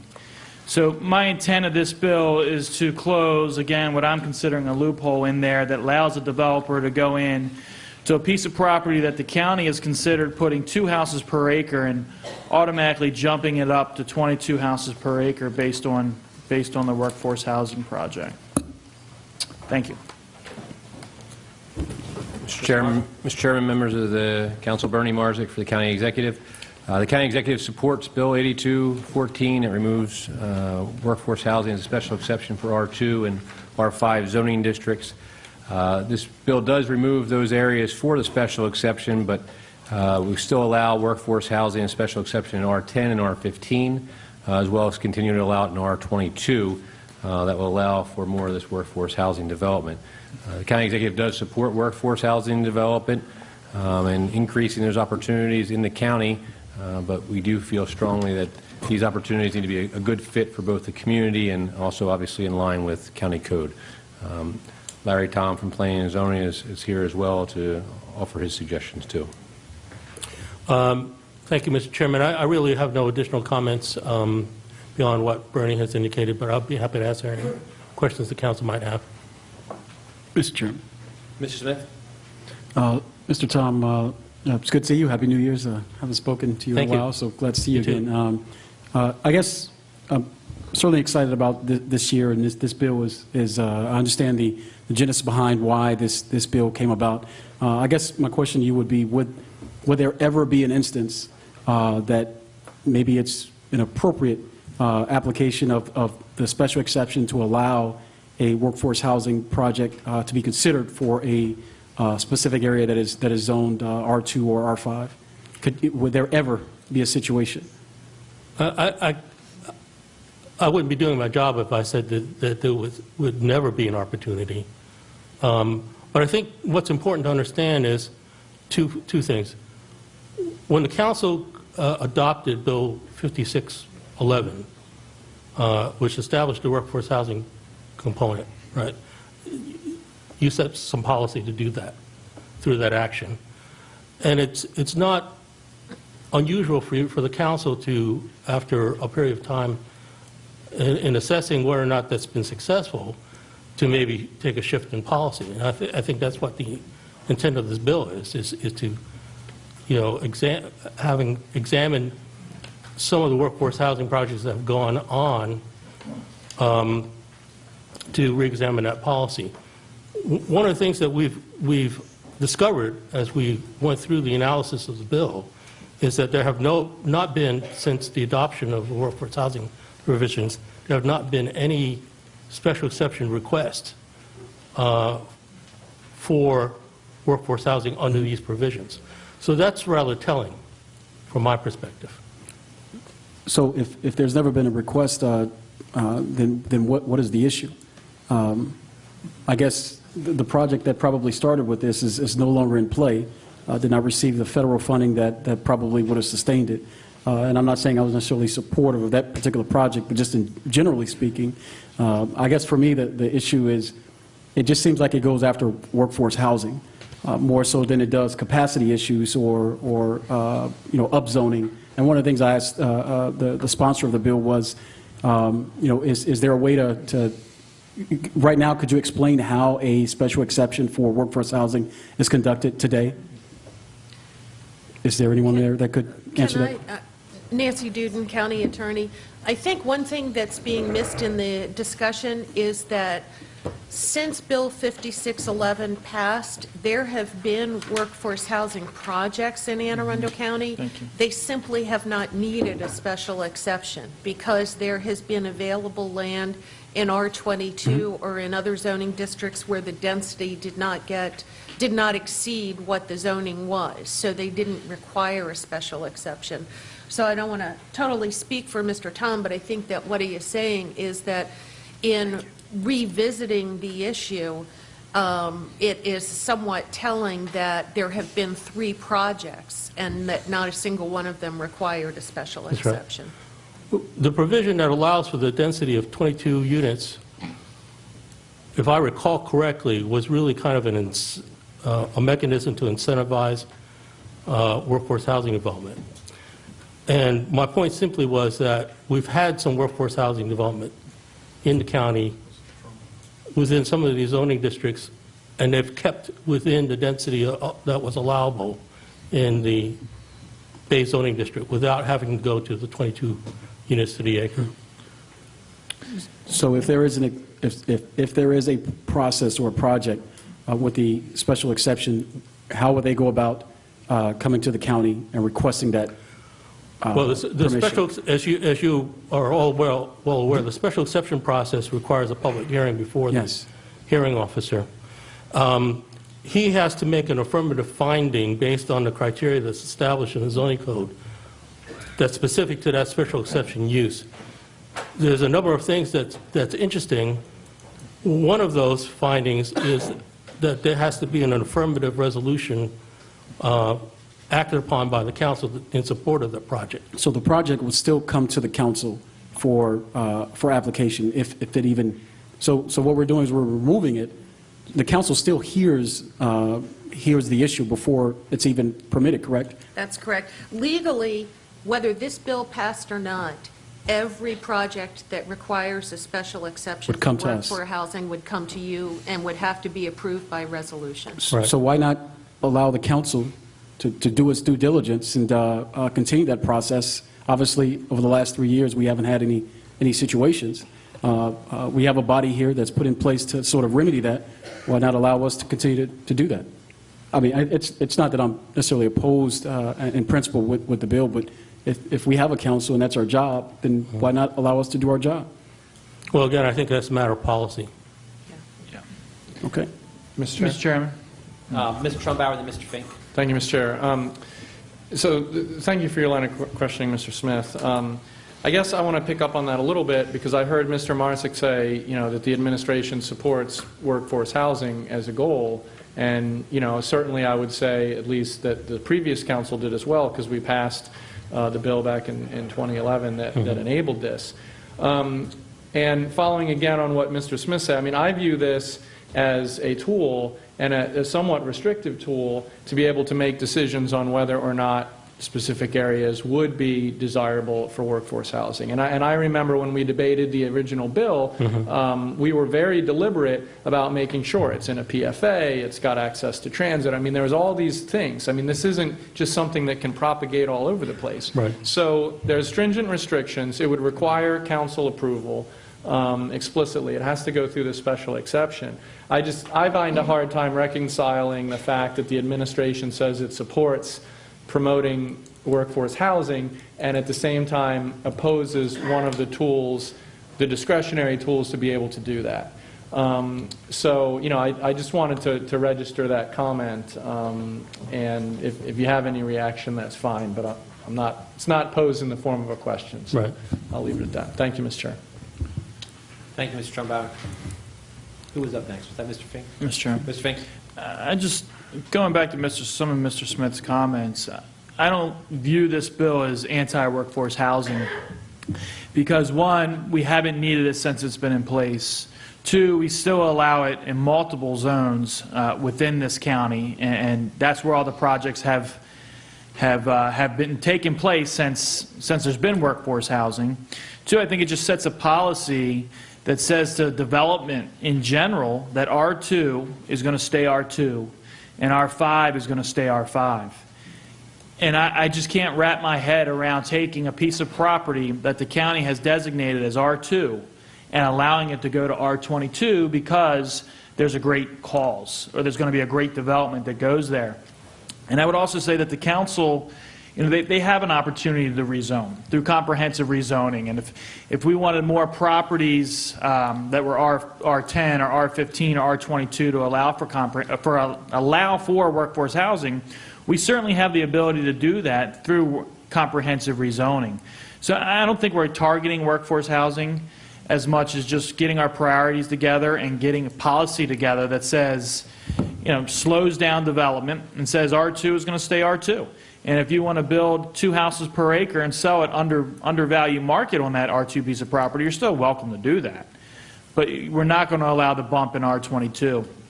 And I purposely left R10 and R15 out because I think it could make more sense to allow a jump from R10 to R22 as R10 is already projected or already planned to have a high residential use. So I can see a jump there making sense, but to go from R2 to the most intense use in residential in the name of workforce housing in order for a developer to be able to move forward with a project, I just don't think makes sense, regardless of whether it's a special exception or not. Thank you. Mr. Chair. Mr. Pruski, I believe, was next, and then Mr. Smith. Thank you, Mr. Chairman. Mr. Tom, how are you today? Good. Good. I just want to follow up with the line of questioning. How do you define workforce housing? What would you, if you were to put it in terms, I mean, obviously we have a view of a prior council, but, you know, what would you say would you define it as? Well, there are some technical definitions relative to what workforce housing is already in the code under the special exception criteria. Workforce housing basically is, you know, I'm not a housing expert, but what you're trying to do is provide housing for certain income levels that are perhaps less than median income. And so if you look at the provisions under the special exception criteria, there's a listing of the income levels that are trying to be, that you're trying to meet with that type of project. Okay, and let me be more specific. Sometimes is workforce housing geography-based in terms of, well, you're looking for something within an area where there's not workforce housing? I mean, certainly I'm trying to define what you would see as, is it based upon a need, or is it based upon maybe geographic area? What would you say in terms of workforce housing? I think all of that comes into play. Okay. Can I just interject here, Mr. Pruski, that there is no definition in the code of the term, quote, workforce housing, that Understood. the definition is driven by the income level that is provided for in our code. Right. Well, and the way I'm understanding is this is a policy decision by the administration in terms of how they view workforce housing. Let's be honest. And what I'm getting to is the next piece about the legal ramifications of this.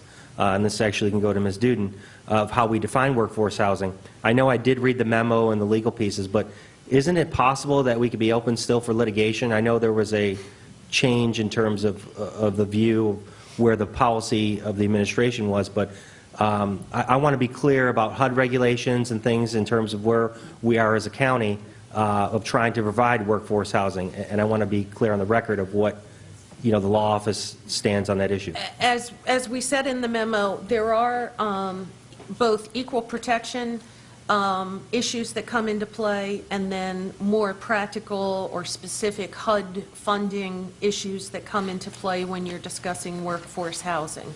The Office of Law, however, has taken a look at this bill, and we don't see the bill as a ban on workforce housing in Anne Arundel County, because under the bill, workforce housing would still be allowed in R10 or R15 with a special exception, in R22 at any time, and in any other zoning district in Anne Arundel County if the density requirements are not exceeded. So I believe it was Mr. Fink that just said, in R2, if you wanted to have under-market housing that fit within the density requirements of R2, you could do that without a special exception, even if this bill is passed.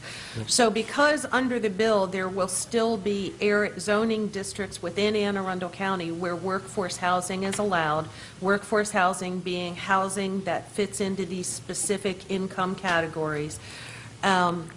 We don't see it as a ban on workforce housing in Anne Arundel County, and therefore is our legal opinion that there are no equal protection or HUD funding implications. Now, having said that, does that mean that no one's going to sue us? It doesn't mean that. But it means that there, in our legal opinion and in our analysis, because workforce housing would still be allowed in all these districts in Anne Arundel County, then no, in our opinion, there's no legal problem. Okay, and let me clarify a little bit further then. So in terms of, you're saying obviously there's still the possibility of workforce housing projects to move forward. My point being, this council, not me, I wasn't here, but allowed or pushed forward to allow the current policy.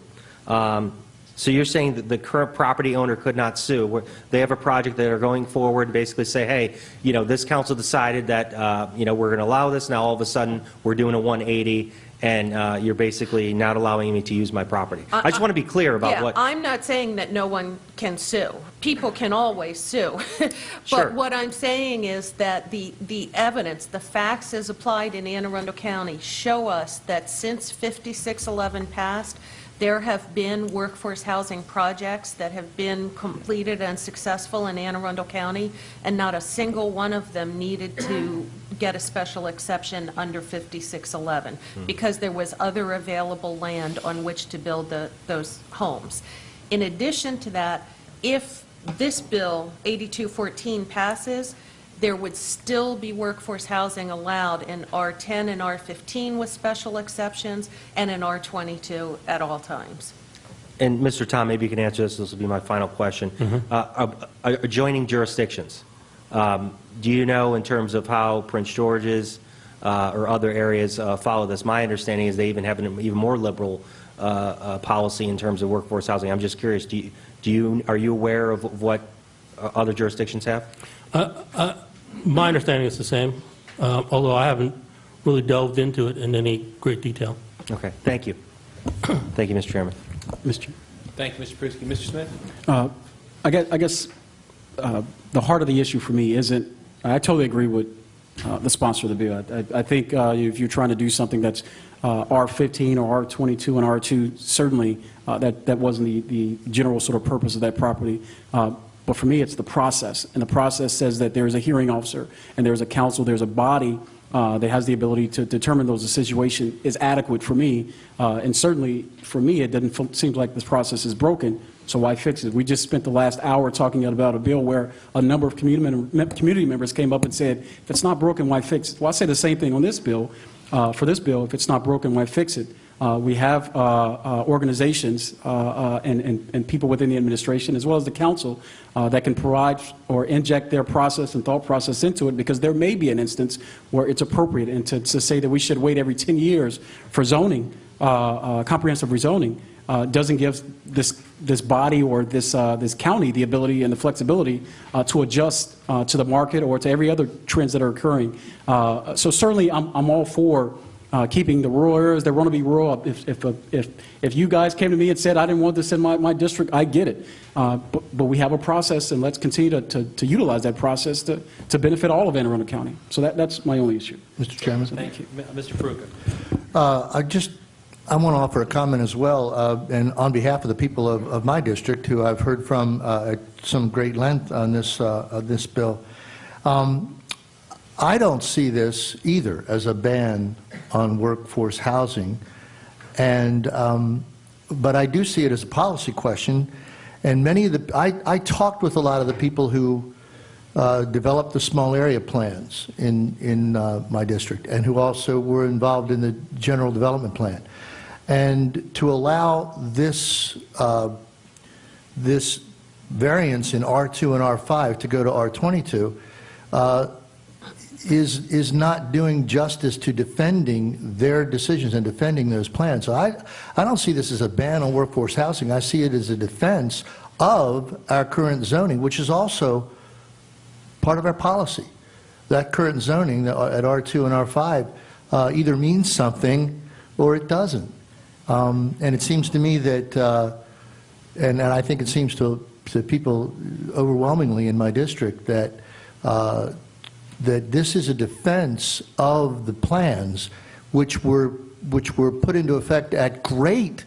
I talked to people who did these, who worked on these projects. They were put together at just a great personal sacrifice and a just great deal of work. And I think it's incumbent upon us to defend that work. And that's why I asked to co-sponsor this bill.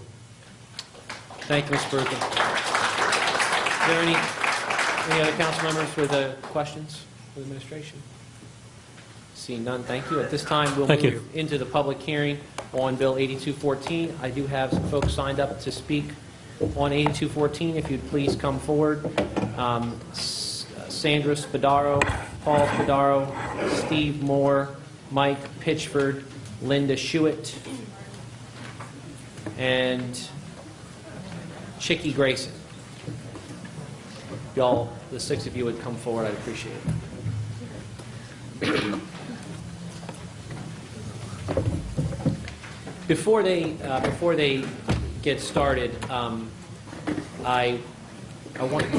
assuming there's still a number of folks that are here waiting for the final vote on the vote on the amendments for the SCBD bill. Can you just raise your hand if you're still here for that? Thank you.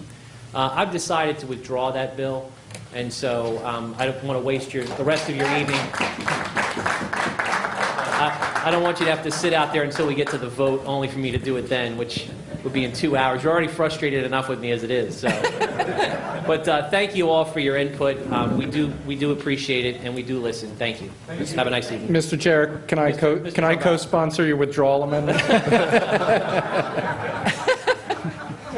Absolutely, anytime.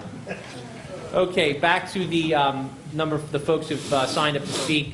Sandra Spadaro, please lead us off. Okay. Well, good evening. Name and address for the record, please. Okay, good evening. I am Sandra Spadaro. I live at 309 South Drive in Severna Park, and the community is Lower Magathie Beach. And thank you. Thank you for allowing me this opportunity. So I am also president of the Association for Severna Park Improvement, Renewal, and Enhancement. And we urge the County Council tonight to vote in favor of Bill 8214.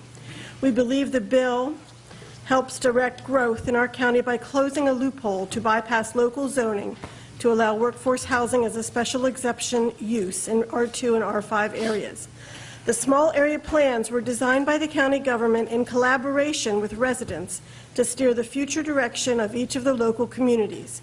The Severna Park Small Area Plan in 2002 sought to control housing density by recommending R2 zoning in the area around the Route 2 and Early Heights Road intersection.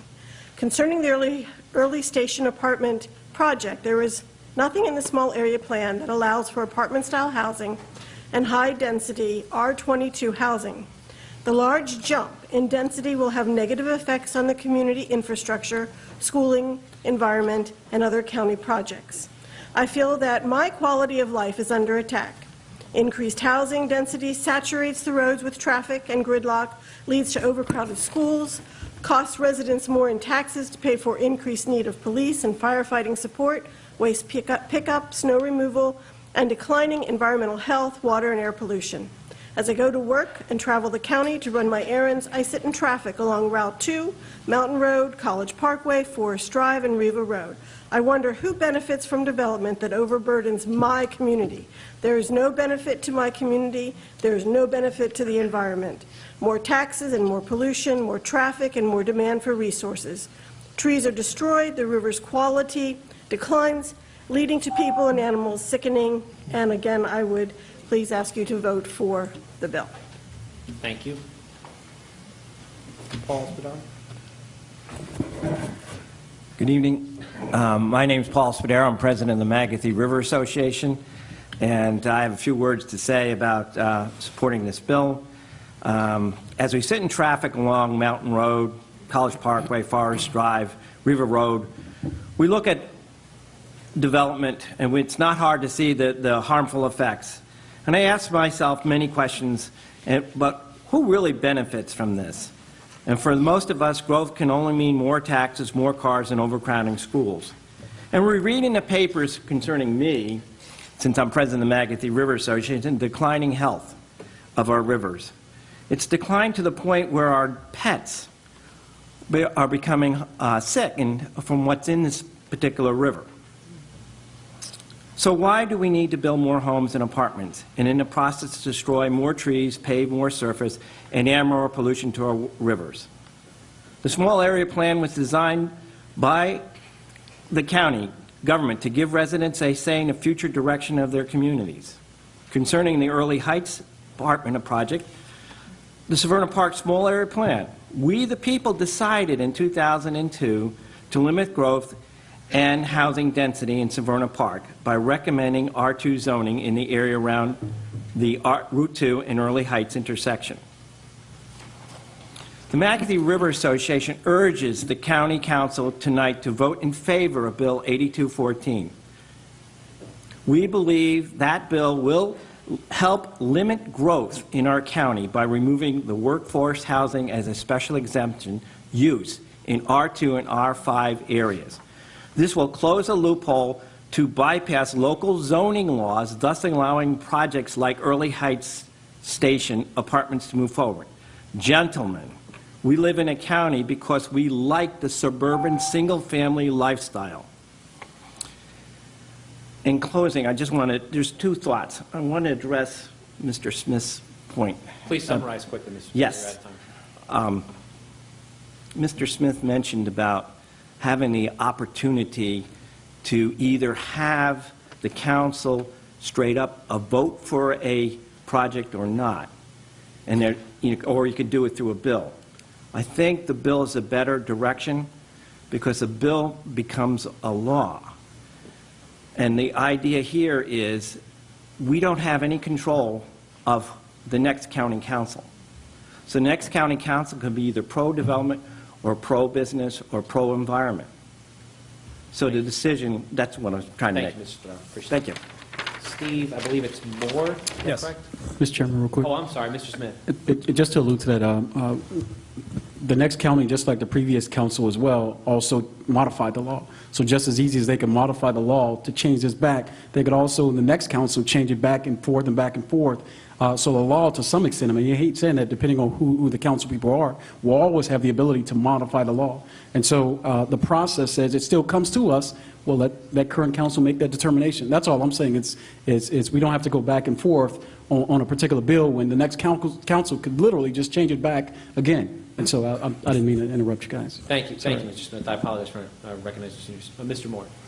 My name is Steve Moore. My address is 301 Owensville Road, West River, Maryland. I'm speaking both as a resident of the county and as a member of the Anne Arundel County Affordable Housing Coalition.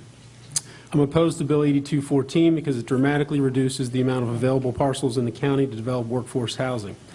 Anne Arundel County is a very attractive place to live and work. Due to this, the housing cost in the county is quite high, which makes it too expensive for individuals and families with the incomes at workforce levels to afford housing. which is the income level the original Bill 5611 was meant to serve. They have to either live in less desirable housing or pay a higher percentage of their income towards housing, which means other needs are sacrificed. In addition to this, there just aren't that many higher density parcels remaining in the county. Due to this need for quality, safe, and fair affordable housing in the county, the need is dramatic. Being able to develop workforce housing on R2 and R5 parcels is critical to meet this growing demand. The original bill still requires development only on a parcel that is a minor arterial road or higher, and still requires a hearing process and approval by the council of the site plan, which enables collaboration between the community, the development, and the council. Therefore, I ask you vote against Bill 8214. Thank you, Mr. Moore. Thank you. Mike Pitchford? Thank you. I'm Mike Pitchford. I live at 2230 Mulberry Hill Road in Mr. Peruka's district. And I'm here to speak against the bill. And of course, you write stuff that you guys have now completely made me throw out and try to respond to a couple of things that you've actually just said up here in this process. But let me just let me say that the general development plan, which you articulated, really called out for the dramatic need for workforce housing. So regardless of what else is said and the points you were making, it's very important. It said that we find ways to create workforce housing. So the way you've been thinking about it, is excluding it, is not so appropriate as to look at it as an incentive, an opportunity in the right conditions to use R2 and R5 and R10 and R2, R5, R10, and R15 for workforce housing. So it's you have to kind of look at it a different way. And as Mr. Smith pointed out, you really have every opportunity in the special exception process to say, no, that R2 and R5 is not right. Just for the record, counting the number of parcels that you have available under R2 and R5 and R10 and R15, you're eliminating 87.76% of the parcels that would be available if you took out R2 and R5. But more importantly, you talked a little bit about the income levels too, and the county struggled with the definition because there isn't really a great definition for this. $30,000 to $60,000 a year, give or take, is roughly the range you're probably talking about here. So let's look at who that is just for a moment. It's the person who served you lunch today. It's the person who helped Mr. Walker buy that tie. It's the person who it's the person who is a dental assistant who made your appointment to get your teeth cleaned, right? I mean, it's the person who is probably is or will take care of your mother when she goes into assisted living. Thank you. Thank you, Ms. Pitchford. Ms. Schuett. Good evening. My name is Linda Schuett, and I live on Harold Harbor Road in Crownsville. I'm also the vice chair of the Anne Arundel Affordable Housing Commission, or Coalition, I mean. And I want to say tonight that there are 3 really good reasons to vote against this bill. The first one is how the GDP, the General Development Plan, spends 4 pages talking about the serious need for workforce housing in this county, and even talks about, in most cases, can you ever create workforce housing without extra incentives? Yes, maybe. It's very hard. But the GDP talks about the need for incentives and specifically addresses the probable need for an increase in density, a density bump, in order to make it work. It encourages the creation of more workforce housing in this county. This Bill 82-14 means there'll be far less workforce housing, and because it will eliminate almost all land upon which you can build it. So you should vote against the bill, number 1, because it's against the GDP. Number 2, it isn't needed. There have been concerns expressed that R22 density in R2 and R5 is too much. It doesn't work right for that kind of residential zoning. And those concerns may be well-founded in certain locations, but it is not well-founded. Those concerns are not well-founded in all locations. And this is obvious, made obvious by the fact that there is an affordable housing project for seniors 1,500 feet away from the fire station at the section between the fire station and Early Heights Road, I think, or McAfee Bridge Road. So it really just isn't needed because the county council has the right in the end to decide this location, like the senior housing project, is appropriate or it isn't appropriate. And that is the kind of discretion that the council believed was important when it adopted the law. And eliminating all workforce housing from R2 and R5, no matter what, is really throwing the baby out with the bathwater, and you should vote against the bill for that reason. Number 3, in my opinion, oh no, this was the most important one. It violates the Fair Housing Act. And under the Fair Housing Act, the county has received millions of dollars, and we have to certify that we use those funds for affirmatively furthering fair housing. What does that mean? It means that we create housing in areas of opportunity for folks, and that we don't shove all affordable housing into one area that doesn't have the same kind of opportunities in terms of education, parks, libraries, etc. Thank you, Ms. Short. Mr. Chairman. Mr. Fink, and then Mr. Mr. Short, you said that this bill, if passed, will limit workforce housing in the county. It will. But yet it's never been used. And yet we've had workforce housing projects since this bill's been in place. In fact, in the last 5 years, we've had 5 projects. And that's as good a rate as any development. And since I've been on the council, we've had multiple workforce housing projects that didn't need this special exception. So to say that this bill eliminates workforce housing, it's kind of hard to swallow that when the past shows that we've never needed R2 or R5 to have workforce housing. I agree that it is possible to create a workforce housing project without using the workforce housing bill. I actually think it's kind of you shouldn't even be using that term. If you're not under the workforce housing bill, you might be creating housing that is not as expensive as all of our other housing, but it's not really workforce housing under our current law. What's workforce housing in your Workforce opinion? housing is the use that's allowed in our code and defined by the requirements that you need to meet under the special exception. How about law. in layman's terms? Yeah, it's the housing for people of a certain income. It has to be on a arterial road. Yeah, has the to be on arterial road all that kind of stuff. So it's stuff for certain incomes. I mean, a lot of times people like to say it's teachers and it's policemen and it's firefighters and yeah, we do like to say that. and all because that it's often true. and all that. Well, policemen live in the county and teachers live in the county. Some do. Many don't. Firefighters, you got an argument there, but to say it eliminates workforce housing when we can show a history of years of having workforce housing, never needing a special exception, and never being in the R2, R5 density, I think it's hard to swallow at that point. And then point 3, your most important point, that will be in violation of the HUD laws. And if I got that term wrong, I apologize. What's the violation? Does it say that you must have workforce housing in all zoning districts or all residential districts? No. Because we have it, if this bill passes, we'll still allow it in a majority of our current residential districts. It will allow it in A majority. 3. 2. It doesn't specifically allow it in R22. If you do it in R22, you're doing it as of right. You're not doing it as workforce housing. But it's still workforce housing. It's still providing housing for that income that you speak about. If you use that term in that way, then you could say that the townhomes that were created up that are of not too high cost are workforce housing. And they do. They don't, but they're not workforce housing. But they market it putting that that to the side rather than arguing over the term. Sure. I think that there is a potential fair housing violation Potential.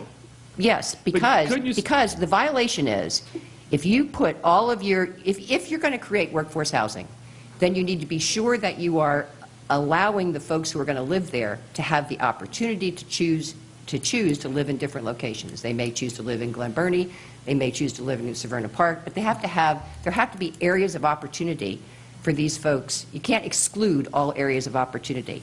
When you limit all of the workforce housing to R10 and R15, and you're going to hear later how little R10 and R15 that's undeveloped and can meet the requirements of workforce housing there is. There's very little. When you put it all into those 2 zoning districts, you've got to know, before you can know whether there's a fair housing violation, A, where are those lots? Where are the R10 and R15 lots that are undeveloped and might be used for workforce housing? And what kind of a community is it? Is it a community of opportunity? Or are we actually encouraging workforce housing in a way that will perpetuate undesirable living situations? Sure.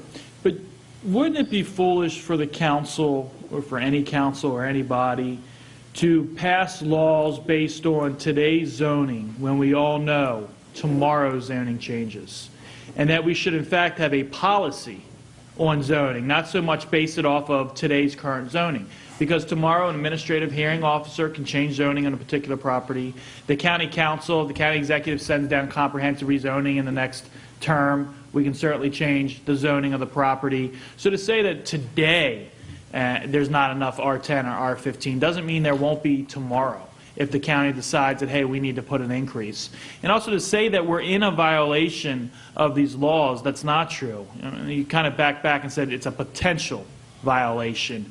And I would say that the council, we should never base our support for doing what's wrong or what's right based on a potential lawsuit, because we know anybody can sue anyone over anything. Yeah, and HUD has sued communities in New York and New Jersey. Wasn't there a lawsuit in Queen Anne's County that Queen Anne's County that won? was a completely different issue. But there were issues exactly like this Workforce bill housing. in New York and in Delaware and in Texas, and the issues are there, unlike the one you talked about, whether or not the affordable housing is being created in areas of opportunity, or whether it's being pushed to the edge of the richer, primarily white areas or not. And when that has occurred, HUD has gone after not only, I think the county receives about more than $1 million each year and certifies that it will use those funds to further fair housing in the county. And so HUD went after those counties, not only saying, we're not going to give you any more money if you keep doing this, but also went back and said, the money that we gave you in previous years, you have to give it back to us because you certified you were using it for that purpose and you're not. But that's a little different. I mean, in any of those states or counties, was a majority of their residential zones still allowing for workforce housing as it would be in Anne Arundel County? It's not a majority in Anne Arundel County. It would be. R22, you could still build this workforce housing concept. You could do it in R2 if you can meet the R2. My point You can do exactly. it, So but now that's we're at every zoning district can build workforce housing. Thank you, Ms. Schuett. I appreciate it. Thank you. Thank you, Ms. Schuett. Ms. Grayson? Thank you. I'm Chickie Grayson, President and CEO of Enterprise Homes. I live at 3908 Charles Street in Baltimore, and I really appreciate the opportunity to speak with everyone today.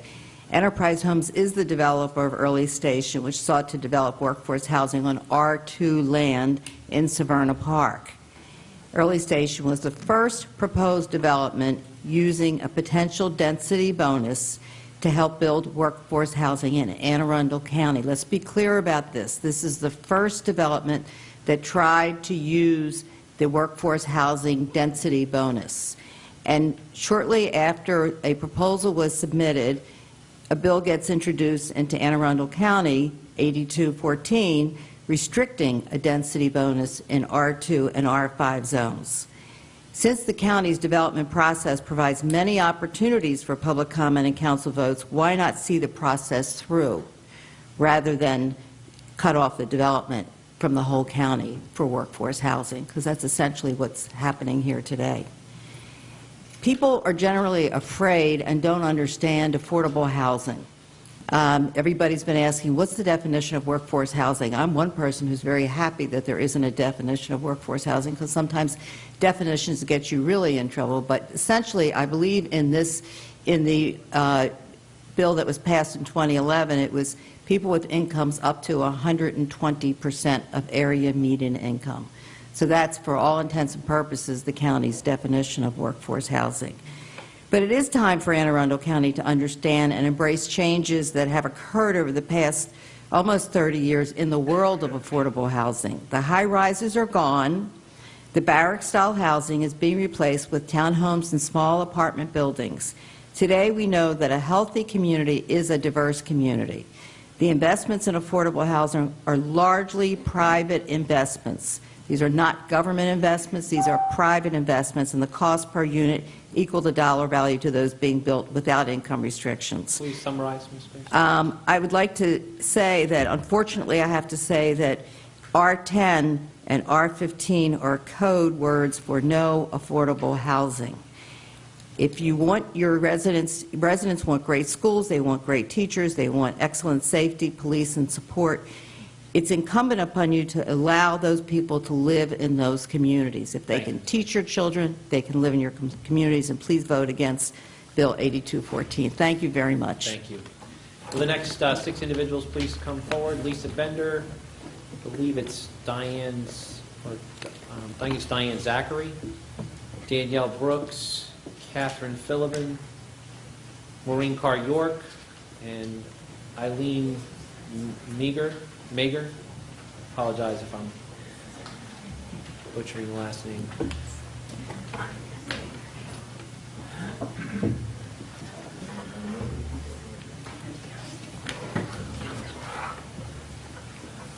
Ms. Bender, when you're ready, please name and address for the record. Me first. You first. Yes, ma'am. I will. Lisa Bender, 712 Shore Road, Severna Park, Maryland, 21146. I am here to support the bill as you put the amendments in with, mainly because I'm very concerned with the way developers are becoming able to determine county zoning for an area.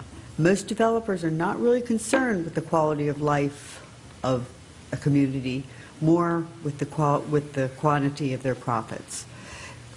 The fact that a developer can come into an area and say, this is maybe R2, but I want to do a high-density development, and I'm going to call it this, or A, or B, or Z, so that I can get the zoning I want to be able to put in high quality, high density development. It seems to me not in the best interest of an area. Again, Severna Park worked very, very hard in order to have its small zoning plan and its small development plan to ensure that Severna Park had a quality of life. I'm not objecting to affordable housing, workforce housing.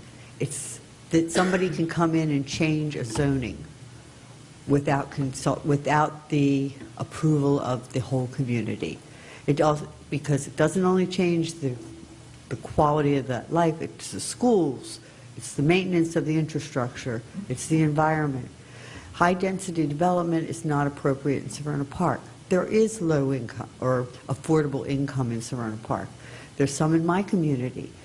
I'll never make $60,000 a year, and I've got a master's degree. But at the same point, I can afford to live there. All I have to do is try. I don't think my biggest concern is that, again, that we not make the land of pleasant living the land of constant concrete and allow high-density development wherever they want to put it. Thank you, Ms. Bender. Thank you. I believe it's Diane Zachary, is that correct? Hi. My name is Deion Zachary, and I'm currently a resident at Sarah's House of Fort Meade. And I never thought I would find myself in this type of predicament, but a house fire left me homeless. 2 weeks after that, layoffs left me without a job. And so I found myself in a position to start from scratch, basically. And having the opportunity of affordable housing is something that will help me even more get back on my feet. I have a 12-year-old son that I'm raising by myself, and so it is important to me where we will be able to live. And Anne Arundel County is a beautiful place to live, nice schools and all that, which is something that's very important for somebody like me. So I work 2 jobs right now. I also have a degree. I went to culinary school, so I have a lot of different backgrounds, but the jobs that I have been finding so far doesn't pay me enough to afford market rent where I would like to live. So allowing the things that have been discussed to be able to take place as far as putting up affordable housing is something that will be very beneficial to me. Most importantly, having somewhere safe and secure for my son, to raise my son, because I wouldn't want to have to raise him anywhere, like to have him in a positive area, basically. So that's it for me, and thanks for listening. Thank you, Ms. Zachary. Ms. Brooks? Is there Danielle Brooks, I believe? Oh, okay. Catherine Philibin? Good evening. Thank you, Chairman Walker and council members, for this opportunity. I live at 946 Beacon Way in Annapolis. I have been the director of Sarah's House at Fort Meade for the last 7 years.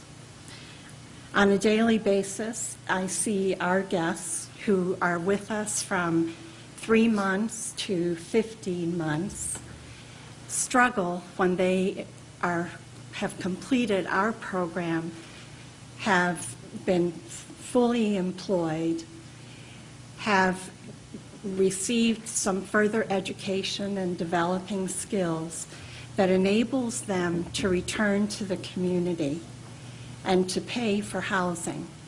There is such limited housing available for them that I find it completely discouraging for them, and I also find it a blemish on this community because we, in my opinion, are not taking care of those folks who have had a difficult time in their lives, have pulled themselves up, have made progress, and now are ready to move back to the community. And they end up living doubled up. There can be 2 or 3 families living together because they cannot afford the housing that's available. I wish that there's something that you can do to influence that. This bill may not be the answer, or it may be an answer, but this is still a problem in this county, and I hope that someone decides that it's important enough to do something about it. Thank you for this opportunity. Thank you, Ms. Phillip. Maureen Carr-York. Thank you. Mr. Chairman, members of the council, I'm Maureen Carr-York, president of the Greater Severna Park Council and a resident of this county for 26 years. I've lived here and participated in several rounds of general development plans and comprehensive rezoning and small area plans. During each of those processes, the county council was a partner along with county staff and members of the community, citizens of the community, in determining the zoning districts in our county. They together determined that certain districts were going to be R2, R5, and so forth. All your constituents are asking of you right now is that you uphold those decisions that were made during those comprehensive processes. To allow piecemeal rezoning is to throw the entire system into doubt and to place every resident of this county into a state of insecurity about what's going to be moved next door to them next. The particular land on which Enterprise sought to build the Early Heights Station project is surrounded by R2 fully developed properties. The people who live there are generally of modest means, but they've lived there forever, and they cherish the single-family home nature of their community. They are fighting this tooth and nail because it's a fundamental change in the neighborhood that they have worked hard as construction workers, as nurses, as teachers, as waitresses, as child care workers to afford. They want their neighborhood to be as it is, what they bought, what they've worked for, R2 community. To say it's R2 today, but tomorrow, hey, we hear all these people have needs, we're going to plop R22 in the middle of it, is very unfair to those people. This, I will, thank you, Mr. Chairman. This issue is not about affordable housing or workforce housing. Those are laudable goals. It's about density and what's appropriate in a given place. And your constituents should not have to wonder day to day how you're going to change next door to them. They should be able to count on things remaining the same between comprehensive rounds of rezoning. And that is all we ask. Thank you, ma'am.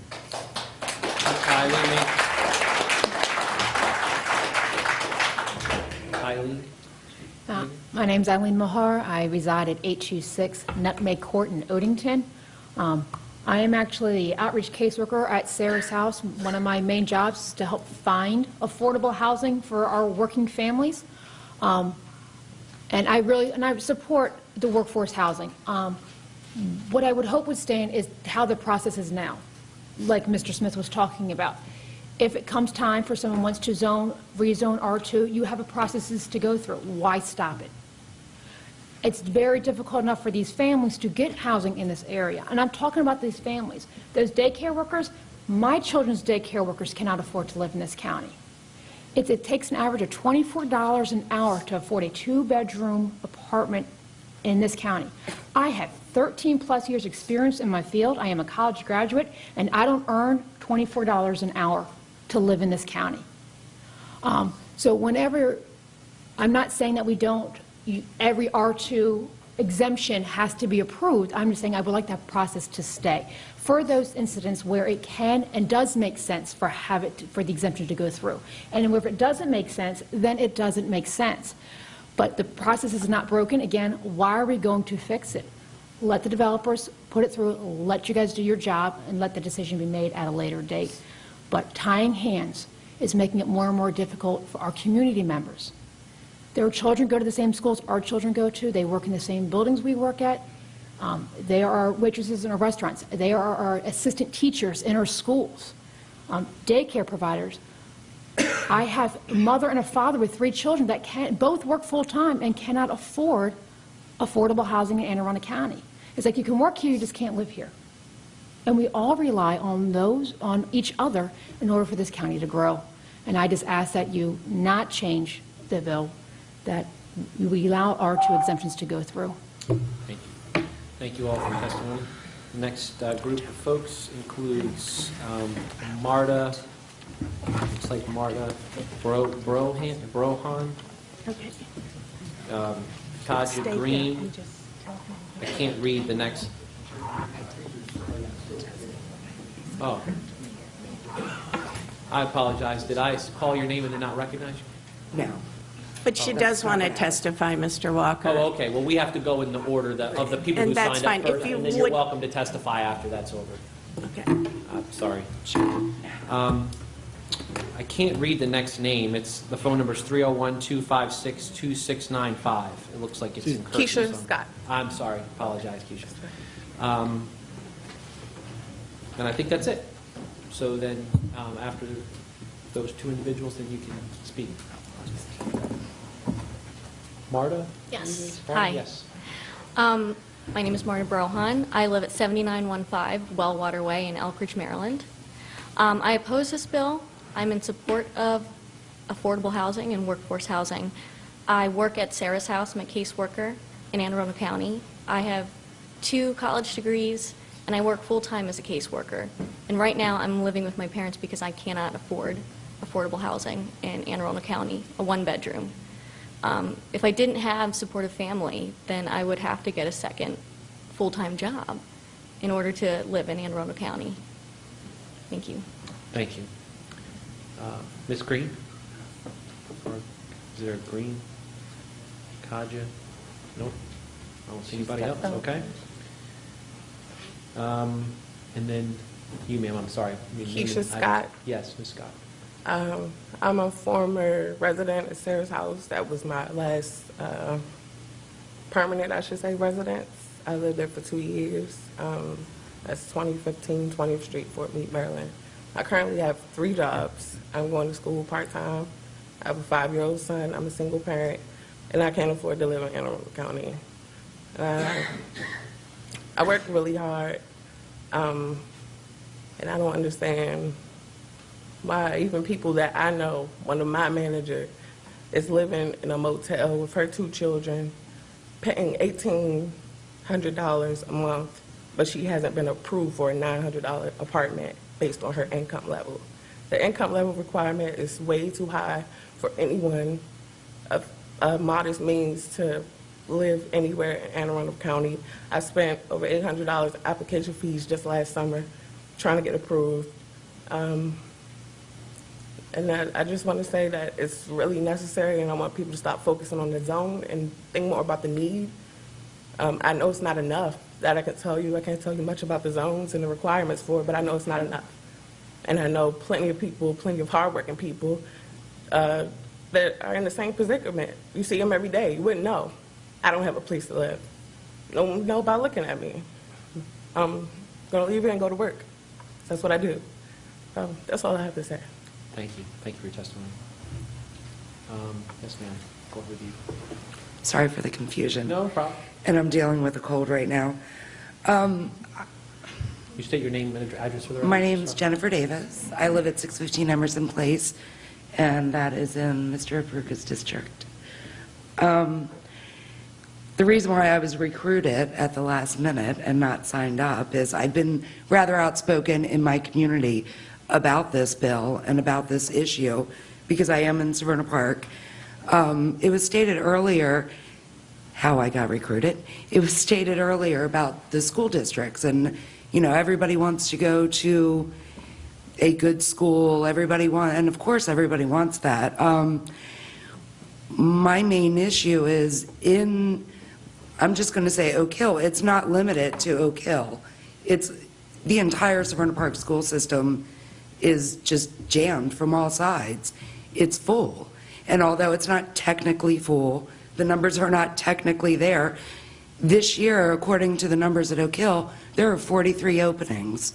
The new development, and it's not workforce development, but new development, 28 houses in Chartwell, 15 on St. Martin's Lane, 2 in Truckhouse Road, 4 on Carrollton Manor. That's just new development. If there are only 43 openings in the elementary school, how in the world could they take on 84 apartment buildings? And that, again, not limited to Oak Hill. Folger's in the same spot. Jones is in the same spot. Severna Park Elementary is in the same spot. The middle school's closed. We're getting a new high school finally, because it was a dump in '92. I'm sure, nothing's been done to it since. But all numbers point to when we get a new school, it's going to be overcrowded.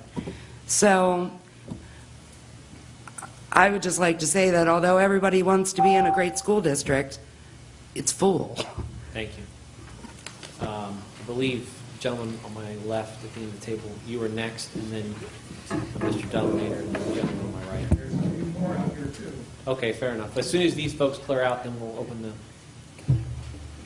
Hi, I'm Peter Symbolic. I'm at 302 Burkwood Place in Baltimore, Maryland.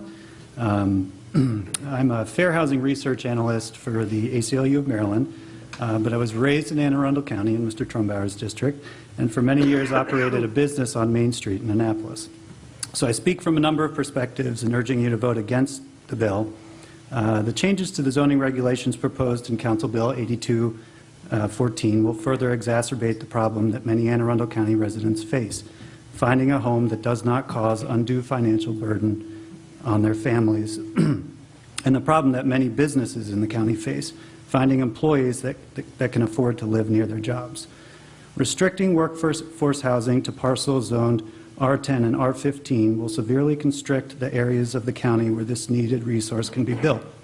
Using data made available by the State Department of Assessment and Taxation, I analyzed the number of parcels zoned R2, R5, R10, and R15, and the proposed changes to the workforce housing regulations would so severely limit the number of available parcels where workforce housing can be built that it would virtually exclude this needed housing from being built in Anne Arundel County. Fully 55% of zoned parcels in the county are R2 and R5, whereas only 8.7% of parcels are zoned R10 and R15. But this does not tell the full story, because most of these parcels are already developed. SDAT data showed that there are 28,000 parcels that do not have existing structures in place in the county. Of those, only 687 are zoned R10 and R15, a mere 2.4% of all developable parcels. There are 8,501 vacant R2 and R5 parcels. So this proposal effectively eliminates 92% of parcels that would be available for workforce housing. Some may argue that workforce housing is not needed in this county, and that moderate income families have plenty of rental and home buying opportunities. However, a staggering 64% of households, summarize? the need is there, and this is a very restrictive change, and I urge you to vote against it. Mr. Chairman. Mr. Fink? Sorry, I didn't catch your name. The research you did of the R2 and R5 properties, you said there were 6,000? Of R2 and R5? I'm sorry, yes. There's vacant parcels. There's 8,600. 8,600. And of those 8,600, any idea how many are them in the priority funding area, which is required? There's a good number that I did not spend the time. This was sort of a last-minute thing. Sure, but sure. So of the 8,600, we can agree that they're certainly not all correct. Available for a special exception. Correct. Just like that, just like R10 and R15. Well, I think the R10 and R15, just looking at the map, Many of them would be in those PFAs, properties- but not necessarily on on roads that would meet the requirements. Sure, sure, okay. All right, thank you. Mm-hmm. Thank you. Can I give you copies of this? Sure. too? Thank you. Mr. Delmater? Joseph Delmater, Glen Burnie, Maryland. First thing I'd like to ask, just a kind of question here, was Ms. Schuett, did she register as a lobbyist? I would just wonder if that's happened, or because I think that should be disclosed. My next question is, actually, for me, coming down here was kind of the same measure here. It was called Marley Meadows, which was brought onto a piece of parcel that was 2.5 acres. And that's right up, Mr. Grasso always says he wants to go swimming in his creek.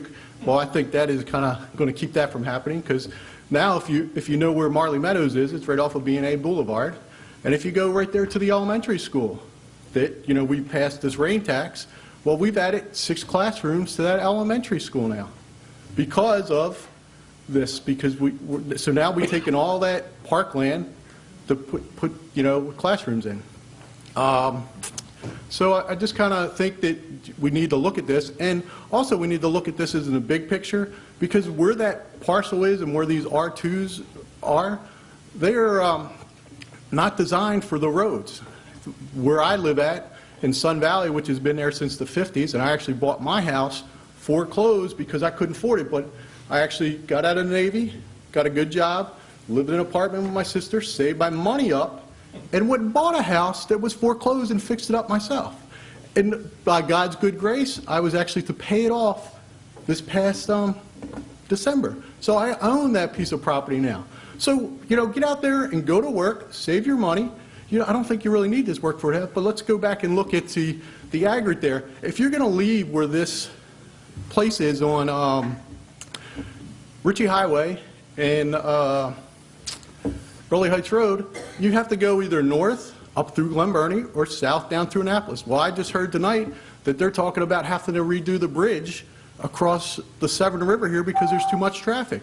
And if anybody goes up through Glen Burnie, Mr. Grasso can testify to this, the traffic is atrocious. Route 100, 97, the Beltway. We can't afford any more housing like this in this area. We need to keep it R2.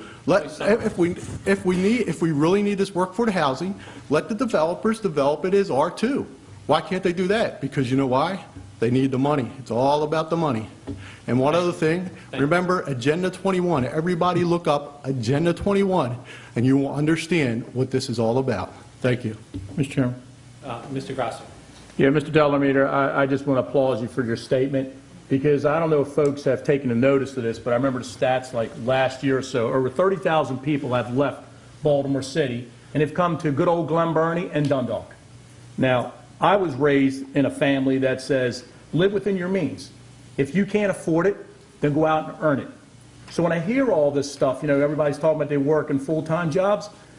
When I came out of high school, I had 2 full-time jobs and a part-time job. I worked at a greasy pizza place from 10 in the morning till 6, ran down the street, worked in a restaurant to 6 to 2, took some people home to Cathedral Street every night, and then washed dishes on Saturday. So my heart doesn't go out to any of you with this problem. I really don't. I believe that people got what they've got because they earned it. It is unfair for people to turn around and dump their way of living on top of people that have already earned their way of living of R2. It's not fair. They earned what they've got. And what you want to do is you want to turn around and change their style of living because maybe you're having unbad circumstances. Well, what about them? Maybe they had some bad circumstances, but they went out and earned it. And I just can't, my heart doesn't go out to you. It just doesn't. And I keep hearing this over and over again. I'm sitting there saying, John, you already won the election, bite your tongue. Don't say nothing. But I'm not, okay? You get out of life what you put into it. You save your money, and if you can't afford it, you can't live there. Heck, I want to go buy a $100,000 Mercedes right now, but I don't have the money, okay? So why don't somebody just give it to me? Because it's only fair. It's only fair I don't have that $100,000 Mercedes. Get out of life what you put into it. Thank you. I believe, sir, on the end, you haven't spoken yet, and then Yes. the rest of you that have already spoken, you can go back to seats if you'd like, and then there's a couple other folks that want to come down and speak. Feel free to go ahead and fill the chairs in. William Jeffrey Hill, 613 Emerson Place, Severna Park. I would ask that you would not vote for this bill.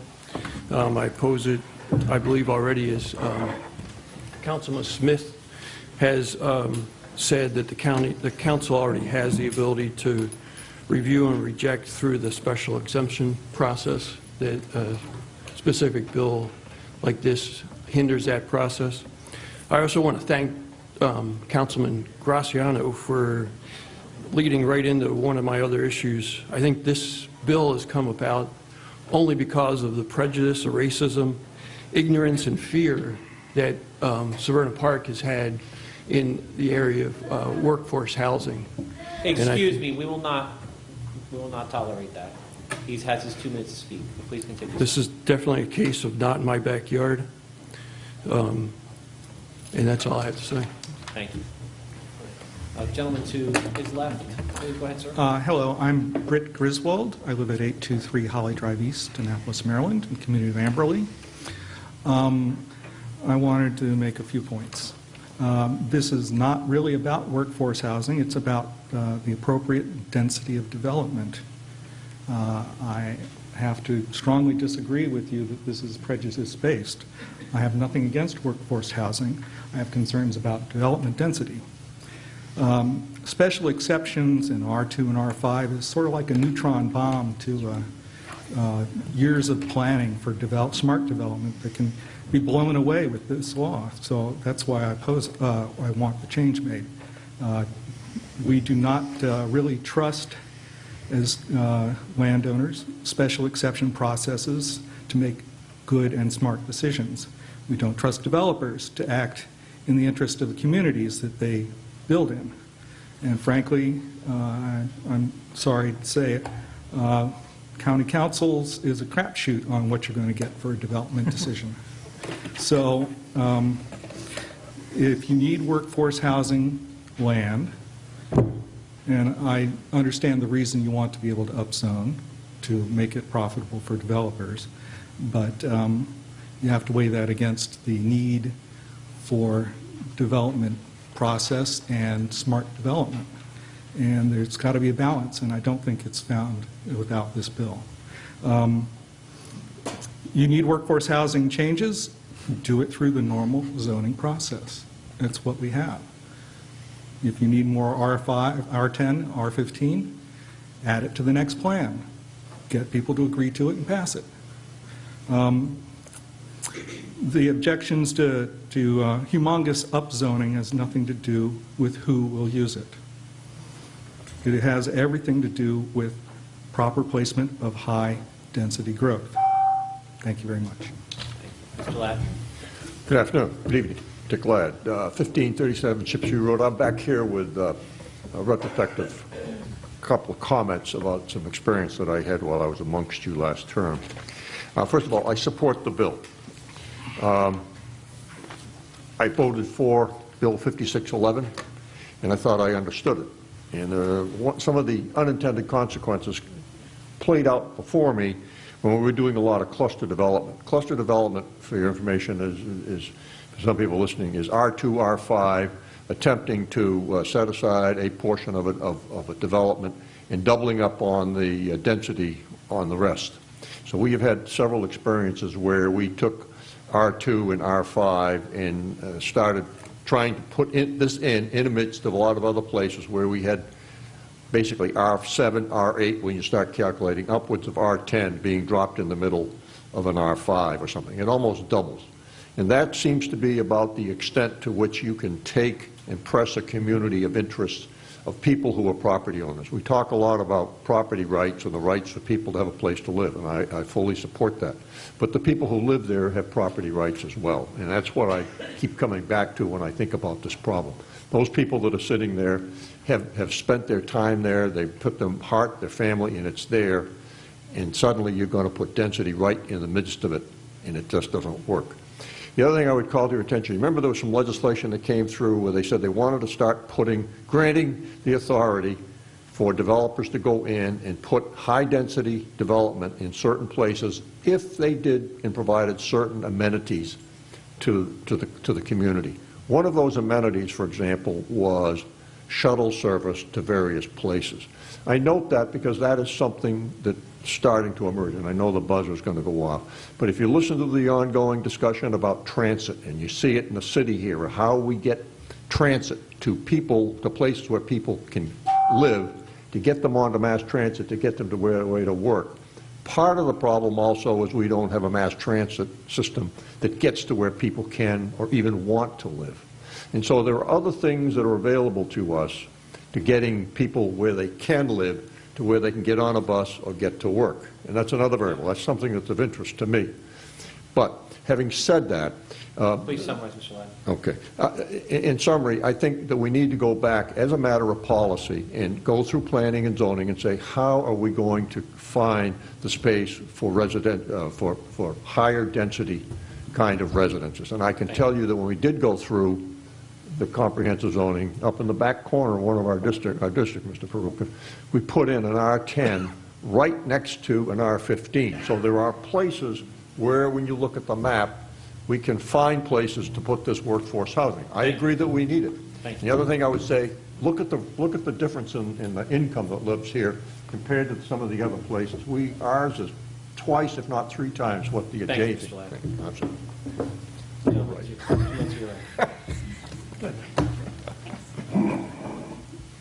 Hi, my name is Lauren Willis. I am a resident at 443 Retford Drive in Severna Park.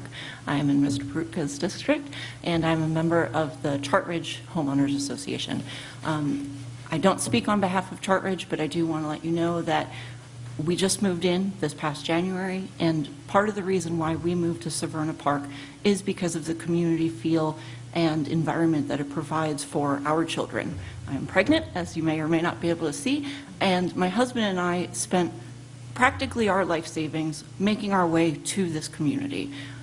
I thank Mr. Grasso for emphasizing that you work hard to earn what you have.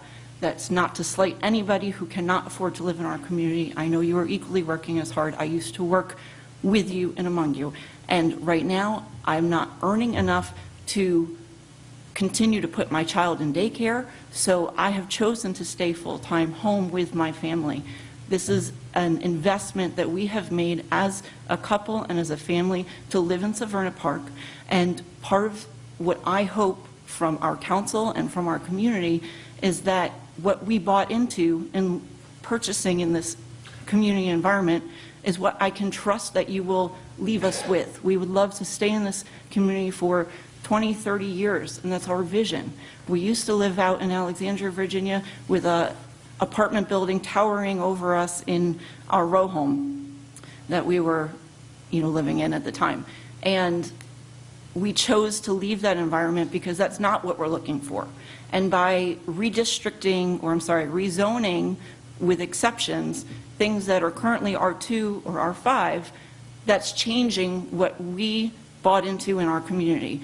I can't trust, though, if this does not pass, that we will have what we purchased in this community. Thank you. Thank you. Is there anyone else wishing to testify on this? Oh, I'm sorry. You were I know, sorry. I apologize. Hi, I'm Jay Murphy. I live in Severna Park. I've been there for 4 years now. I've grown up in Anne Arundel County. I've been here 43 years. I started off with my parents. I lived in low-income apartments. My dad was a teacher. I remember them buying their first house and being really excited about it. And I never thought I'd live in Severna Park. Now I do. I have 2 little girls there. I'm the president of North Severna Park Homeowners Association. And I'm vice president of the PTA at Severna Park Elementary School. Everybody works hard and makes decisions in their lives to get where they want to be. And I appreciate struggle. But this isn't about struggle, it's about zoning. If the apartments that they want to put in there were $1 million condos, I'd be sitting here complaining about it too. I don't want 80 of anything down the street from my single-family home. I like my little yard, I built my picket fence, that's what I'm looking for. That's why I moved there. If a lot of apartments start to pop up, I don't want to live there anymore. And I don't think a lot of the people that have made it what it is want to live there anymore either. I would love to have one of the $1 million houses that's a quarter mile down the street, but I can't afford that. So I've worked as hard as I can to do what I can to get my little American dream, and that's where I'd like to stay. I'm glad you moved in. We're in the same boat. That's what it was all about. That was the pie in the sky kind of thing, and that's why a lot of people live where they did. That's what they want. I really don't think it's a good idea for you guys to do that, especially with the traffic. Everything I hear in any of these meetings is the same thing. We don't have the infrastructure for what we have, let alone high density down the street. It's not what we need. Thanks. Thank you. Sorry, guys, for skipping you. I was working my way down the table and you... Jerry, one more. Defer. Please. Yes, ma'am. One more. My name is Pat Lynch. I live at 1648 Homewood Road in Amberley, Annapolis. Amberley is an R2 zoned community. It is mixed race. I want to make that point. Workforce housing, we need more of it, but we don't need it in an R2 or an R5 zoned area. As a BCC member, many of us from GAN and from Arnold Preservation Council and Magothy River Association work for man-months on the GDP and comprehensive rezoning. We need to know that R2 means R2 and not R22. We must uphold the decisions made during comprehensive rezoning, or why have it? As Maureen Carr-York said, don't allow piecemeal rezoning. Respect the small area plans and the decisions made by the county and the volunteer citizens like myself and my colleagues who work so hard on this development process. I feel that Councilman Peroutka nailed the issues. The bill, again, is about density, and we need to work for workforce housing again, but not in an R2 area. My son-in-law was an Anne Arundel County police officer, and he and my daughter lived in the Broadneck area in a townhouse. They were very happy. Cape St. Clair has 2,300 homes ranging from less than 200,000 to over $1 million for waterfront property. As a Navy wife many years ago, I lived in suitable housing. It wasn't Downton Abbey, but it was a proper place for us to live at that time. And we were able to work hard and retire and grow into the neighborhood we live in now, which I again repeat is a mixed race neighborhood. Thank you. Thank you. Mr. Stowe? Oh, okay. Yeah, I'm Millard Snowden, Glen Burnie. I looked up the Fair Housing Act and found a section 816 that says effect on state laws. No one to read this to you. It said nothing in this subchapter shall be constructed to invalidate or limit any law of a state or political subdivision of a state or of any other jurisdiction in which that subchapter shall be effective, that grants, guarantees, or protects the same rights as are granted by this subchapter. But any law of a state or political subdivision or any such jurisdiction that purports to require or permit any action that would be discriminatory housing practice under this subchapter shall to that extent be invalid. Now, when you go back to sections 804, 805, 806, which is the discriminatory clause paragraphs, which are based on the sale or rent of housing. Sale or rent. And that discriminatory practice can't be based on race, color, religion, sex, handicap, status, or national origin. None of those sections say anything about zoning or rezoning. It's all based on the sale or rent of that house. So therefore, I'm in favor of the bill. I think it stands that there's no discriminatory practices here against it, and I feel it's a good idea. Thank you. Thank you. Ms. Johnson. The rest of my case. Julie Johnson, P.O. Box 6634, Annapolis, Maryland. I want to thank Mr. Snowden for actually pulling up the statute and quoting it to you. I'm afraid that as much of a legal scholar as Linda Schuett is, she is incorrect, or her testimony before you was inaccurate or incorrect. But I think Mr. Snowden has taken care of making that point. I was going to stop at Growls and pick up a radish and a Brussels sprout. This is important because there was a off-Broadway show called The Fantastics, and in one of the songs, they're actually talking about gardening. But when you plant a radish, you get a radish, not a Brussels sprout. But when developers come to Anne Arundel County and they pay the much lower prices for an R2 lot, they come to all of the government authorities, we sprinkle the magic fairy dust upon it, and R2 escalates dramatically in property value to be R22. Somebody makes a lot of money in those operations, and the burden and the discomfort and the frustrations are foisted upon, dumped upon the surrounding neighbors. Now, a lot of you use Rao Boulevard, and when the State Highway Administration accommodated your needs for a wider Rao Boulevard, not only did they take out half of my backyard, but they also took away 7 or 8 of my really nice neighbors. Now, admittedly, that was a long time ago. Not before you were born, Mr. Fink, but close. But anyway, and likewise they took away neighbors, that bounded Route 50. But the point is that when you buy something, you think you've got it. And then when it's altered and it's changed and you don't have any power or any authority to do anything about it, it's very disturbing. So, Mr. Fink, I do thank you for holding and supporting all of these people who've worked on the general development plan, all of the separate... Please summarize, Ms. Johnson. Okay, what I'm trying to say is this bill supports what the community developed. And people came here because they liked what the community developed. They've stayed here because they liked what the community developed. And it really ticks them off when the developers come in and the developers are subsidized by the taxpayers to put in things that the residents don't like and destroy the quality of life. Thank you, Ms. Johnson. Thank you. Thank you both for your testimony. Is there any additional testimony? Seeing no movement in the audience, the public hearing on 8214 is now closed. Madam Secretary, please read the title of 8314. An ordinance concerning construction and property maintenance code supplement, construction code, administrative provisions, permits, agricultural buildings. Thank you. I'm the sponsor of this piece of legislation, and for the returning council members, you'll recall that we dealt with this topic during our last term. For those that are new on the council, I'll give you a brief overview. We had a bill in front of us at some point during the last term that dealt with building codes here in the county. And one of the larger areas of farmland and agricultural land here in the county is, most of it's actually located in my district.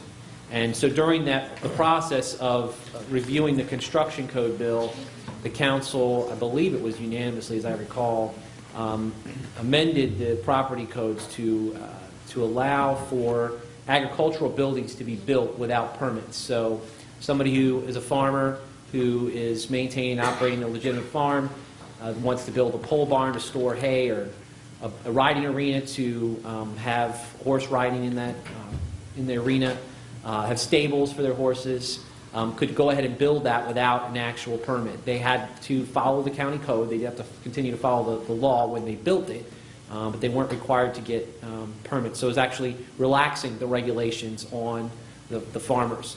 And what we sort of ran into, and of course with all these types of things, you try to anticipate every little nuance and issue that might pop up, and we tried to define who was an agricultural use and who wasn't, in an attempt to make sure that people weren't claiming that they had a farm just because they had a big piece of property and then starting to throw up buildings all over the property without permits for those buildings. So in the definitions that we sort of set up, we had a situation where a potential piece of property that was located in the southern part of Anne Arundel County, it was fairly rural in nature. Some folks wanted to buy that property and actually turn it into a horse farm. It was about 10 or 11 acres. And so they came to the county and said, hey, we want to build an agricultural building. We want to make sure we qualify for this building exemption because we need to build this building in order to qualify to be recognized by the state as an agricultural parcel. And so the county said, well, you're not recognized as an agricultural parcel because you don't have any agricultural buildings or structures on the property. And so they kind of got caught in this sort of circular logic that we accidentally created where they don't qualify for the building exemption because they're not in agricultural status, but they don't have agricultural status because they don't have an agricultural structures. So, or agricultural status. So anyway, the intent of this bill is to correct that issue. Fortunately, at the time, the county actually made a mistake in their conversation with the constituent of mine and said that she could proceed with building the structure. And so even though it was later determined that she wasn't supposed to, the county said, we already gave you permission, you've already started down the road with this, and so we're going to go ahead and let it move forward. But for future uses, this is going to be a problem for anybody who gets stuck in this sort of situation again. So the farming community and the horse council came to me and said, look, I think the intent of the council at the time was to relax the regulations, to try to encourage agricultural uses, to try to encourage farms to be created and to help farmers as they are managing these properties. And so we believe that it'd be good to make this clarification change in the code in order to prevent someone from getting stuck in this sort of circular issue. Again, so that's the sort of genesis behind Bill 8314. And with that, I'll turn the mic over to the administration. Mr. Chair, a quick observation before you do that. That was the longest and most impressive explanation of a bill that changes one word that I've ever heard. I apologize, but I felt it was necessary for the council members who weren't here previously. Okay, I just wanted to make sure we were talking about the same bill. So. Yes, it is. It just changes one word. Thank you, Mr. Chair. You are always the comedian, Mr. Trumbauer. I do appreciate your sense of humor. Mr. Chairman. Mr. Marzik. Members of the council, Bernie Marzik from the County Executive's Office. The administration supports Bill 8314. Thank you. Any comments, Mr. Ronover, student? Council, Bill Bryant. I am the acting director for inspections and permits. We have no comments on it. We believe that this clears up some items, also helps one of the constituents in Mr. Fink's area as well. And I didn't know I was helping you out, Mr. Fink. Look at that. See that? I'm going to amend it to exclude District 5. Just to give maybe a simpler explanation, if this bill were not introduced right now, to get this exemption, you have to be an RA or RLD, and you have to be assessed as agricultural. Thank you. I failed to. What this changes it to is now you have to be one of the three. You have to be an RA, RLD, or be assessed as agricultural. That's what the bill does. Thank you. Welcome. I should have let Ms. Newton introduce it. That would have been much more concise. Tend to be a little more on the low side. Any questions from the council? Seeing none, thank you all for your testimony. We'll open up the public hearing on Bill 8314. Is there anyone who wishes to speak on 8314? Seeing no movement in the audience, here public hearing on Bill 8314 is now closed. Madam Secretary, please read the title of Bill 8414. An emergency ordinance concerning capital budget and program Mill Creek Sewage Pumping Station Upgrade Fund Transfer. Thank you. It's an administration bill, so I will turn it back over to Mr. Marzik. Thank you, Mr. Chairman, members of the council.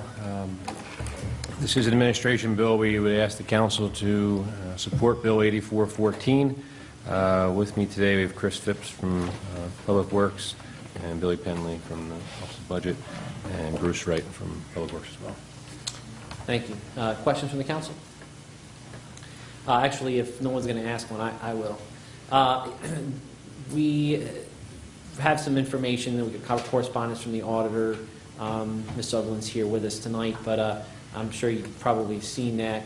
I guess the question is, you know, this sort of came to light towards the end of the last political term as the administration previously was exiting, and we were given one figure at that point, and now that figure, as I recall, I believe it was $1,250,000, and now it's up to $2 million. So I was just curious what specifically caused the large jump, and is there anything that could be done looking forward? Obviously, we want to see this project finished and completed, but heading into the future, is there something that we could have done or should have done that would have helped sort of, I guess, avoid this situation or keep us from... Well, Chris Phipps, the Director of Public Works. You know, this has been a very complicated project from the start. Anytime you're working on an existing pumping station, as this is one of the larger pumping stations in the county, in the probably the top 3 pumping stations, you have to maintain continuous operation of that station while you're working on improving pumps, wet wells, things like that. I have often referred to it as open heart surgery because we're working on a patient and we've got to keep it alive. And that's where a lot of these costs are associated with the, it's a network of bypass pumps where we're pumping around the station through a network of exterior pumps and piping, and those are indirect costs that any delay that we incur on the project itself is one more day of bypass pumping, and that's $3,000 a day. It's an expensive operation. As we got into this project, you know, we have a certain amount of contingency built into the budget. As we encountered unforeseens, and these are differing site conditions when you're excavating around the pumping station to do some of the components that we were constructing, which is expanding a wet well 30 feet deep. We ran into buried concrete debris that was not, we could not have known was there. It wasn't on any existing as-built drawings. And that not only the cost of that additional excavation, disposal of that material, but then the added duration to the contract of every additional day is leading to additional costs. The other thing is that, you know, with all of this different condition, you get into a situation with the contractor where he'll make a claim on the amount of work that is necessary to affect those changes. We negotiate that, and oftentimes he's not satisfied that he's been going to recover all the costs associated with that extra work, which could very well result in a claim after the project is complete. So when we built the estimate earlier, we didn't have all the, and we continue to run into unknowns and different conditions. That wasn't all spelled out at that time.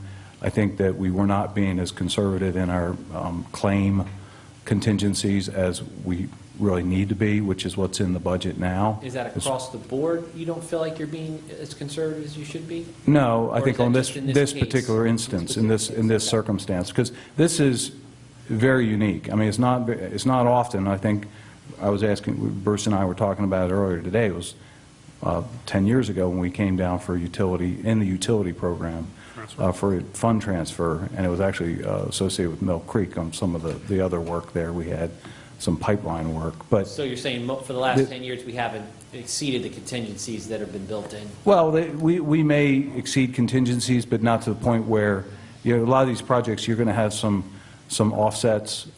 So, you know, we're wins and losses in the budget column where we didn't need to come down for a fund transfer. But in this case, we've run into so many different conditions and unforeseens that have led to cost overruns. And we just, right now, we're in a partial shutdown. So the contractors basically suspended from the work while we still pay the cost to bypass around the station.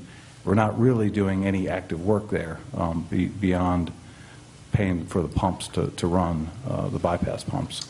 So Mr. it's, Chairman. Mr. President? Ms. Sutherland, are you satisfied with the response that was given by the administration earlier in an explanation? I wanted you to be on the record with that because the public did not see that. We were given an explanation earlier today. I just want to be clear as our auditor that you're satisfied, and I have a question following that. We received a response, I guess today. Did we get it last week? Some last week, some today. Trying to resolve the numbers. And one of my concerns is why only 2 months ago did we think we were only going to be $1,250,000 short, and now we're $2 million short when we knew about the concrete. What happened in the last 2 months? I understand things happened since last May, but what happened in the last 2 months? So the explanation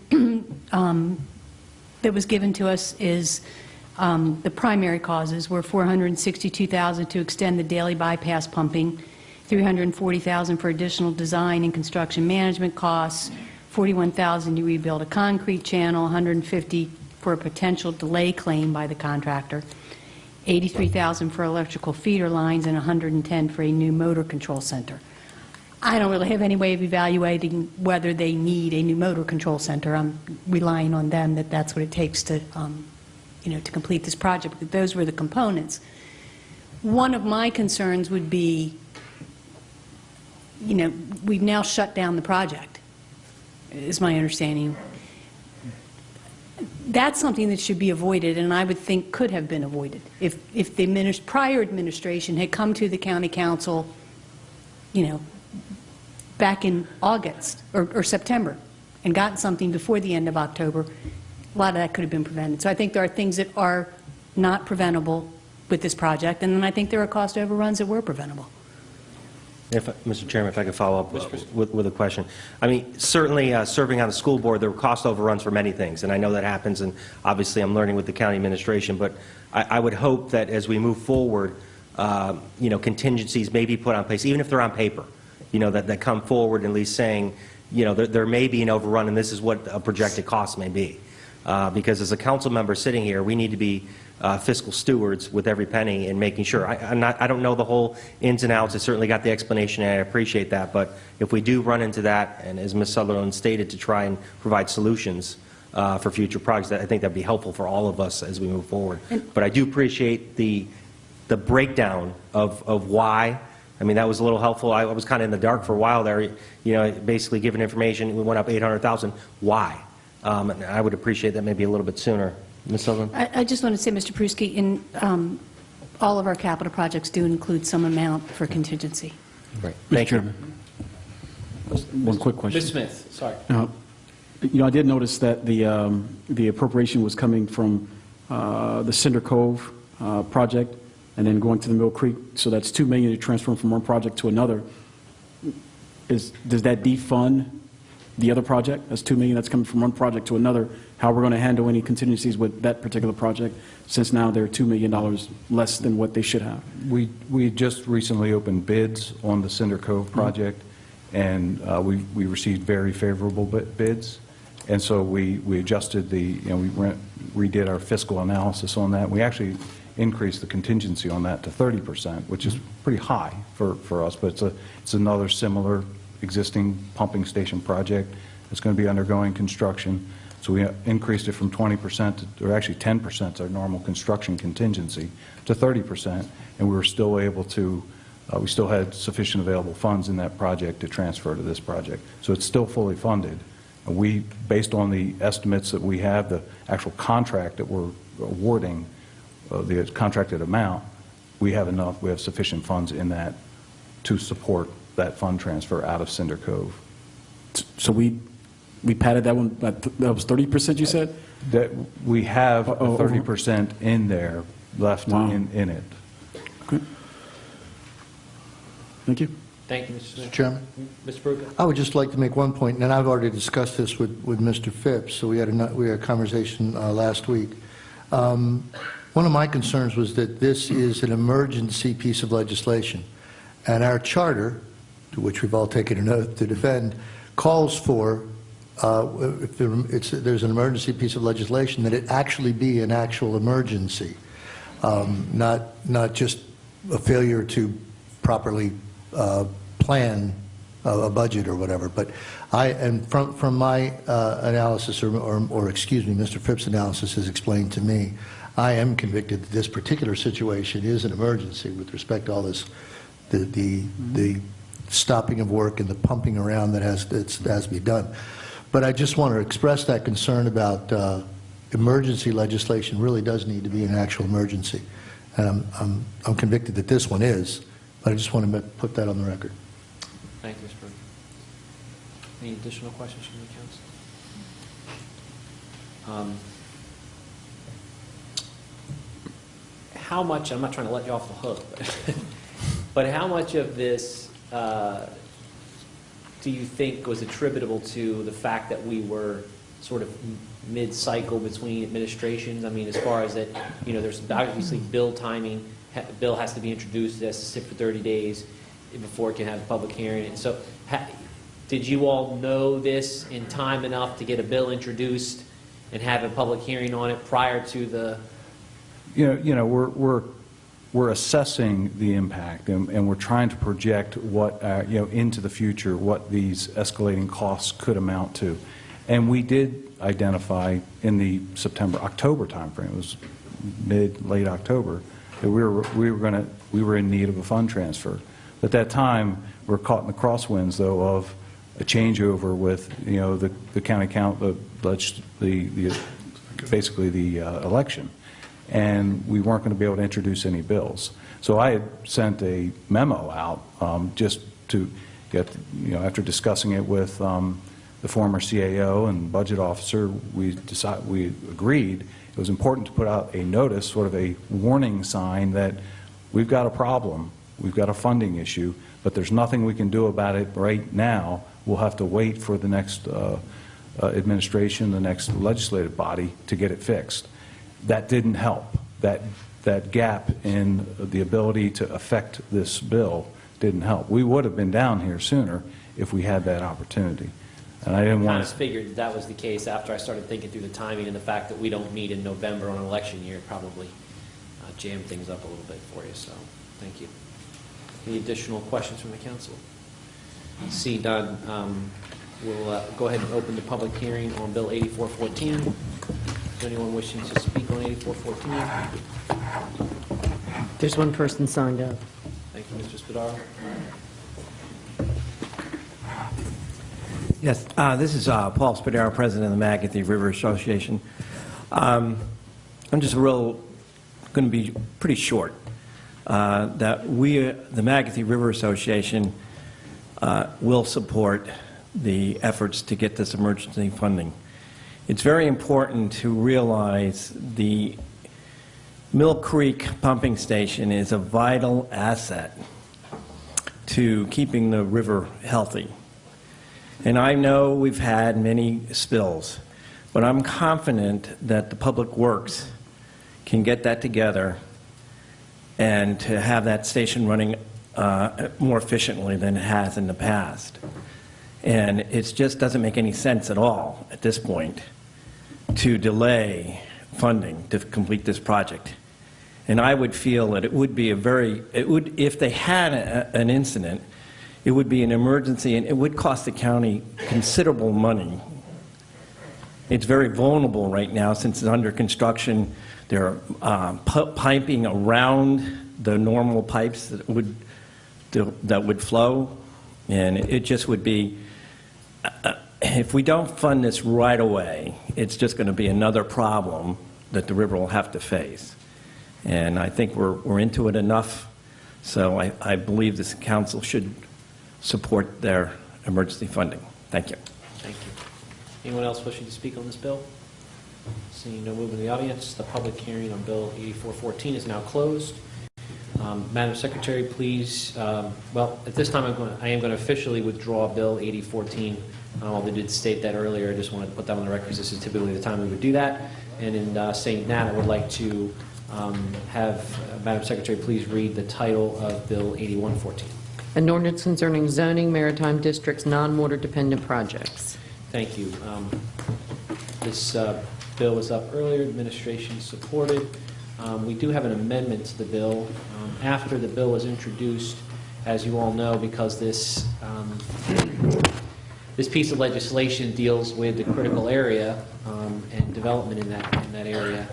The Critical Area Commission weighed in on the bill and offered some suggested changes that we talked over with the Planning and Zoning Office as well as the Office of Law, and this amendment is the result of those discussions. And Madam Secretary, I'd appreciate if you read the read Amendment 1, please. This amendment revises the language of the bill to add restaurants and banquet halls as a permitted accessory use on piers in the critical area IDA in certain districts, subject to state law. Thank you. Do I have a motion to adopt? So moved. Second. Thank you. Mr. Tom? Thank you, Mr. Chairman. The administration supports this amendment. Thank you. Any questions from the council? Mr. Walker, Mr. Schrombauer. just for the council's reminder, I sit on the Critical Area Commission, the State Critical Area Commission. I have been in touch with the staff, and I understand they've been in touch with your staff. And That's correct. Presuming that this passes and the bill passes, there may be some additional action that the commission needs to take, but I'll keep the council aware of that. But I plan to support the amendment in the bill. So, thank you. Any additional questions? Seeing none, Madam Secretary, please call the roll on amendment number 1. Mr. Fink? Aye. Mr. Pruski? Aye. Mr. Perutka? Abstain. Mr. Trumbauer? Aye. Mr. Smith? Aye. Mr. Grasso? Aye. Mr. Walker? Aye. 6 in the affirmative, 1 abstention. Amendment number 1 is passed. Thank you. Since we have an amendment, this bill will be reheard for final hearing on January 20th, 2015.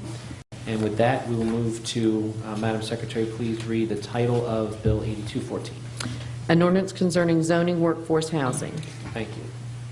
Any additional discussion amongst the council? Mr. Chairman. Mr. Smith. I just wanted to sort of, because there were a couple of things I heard during that several-hour-long testimony that I want to sort of clear up. And I know the sponsor of the bill had mentioned a couple of loopholes that this bill would sort of prevent. And I just wanted to clarify that technically I think loopholes are exploitations of the law.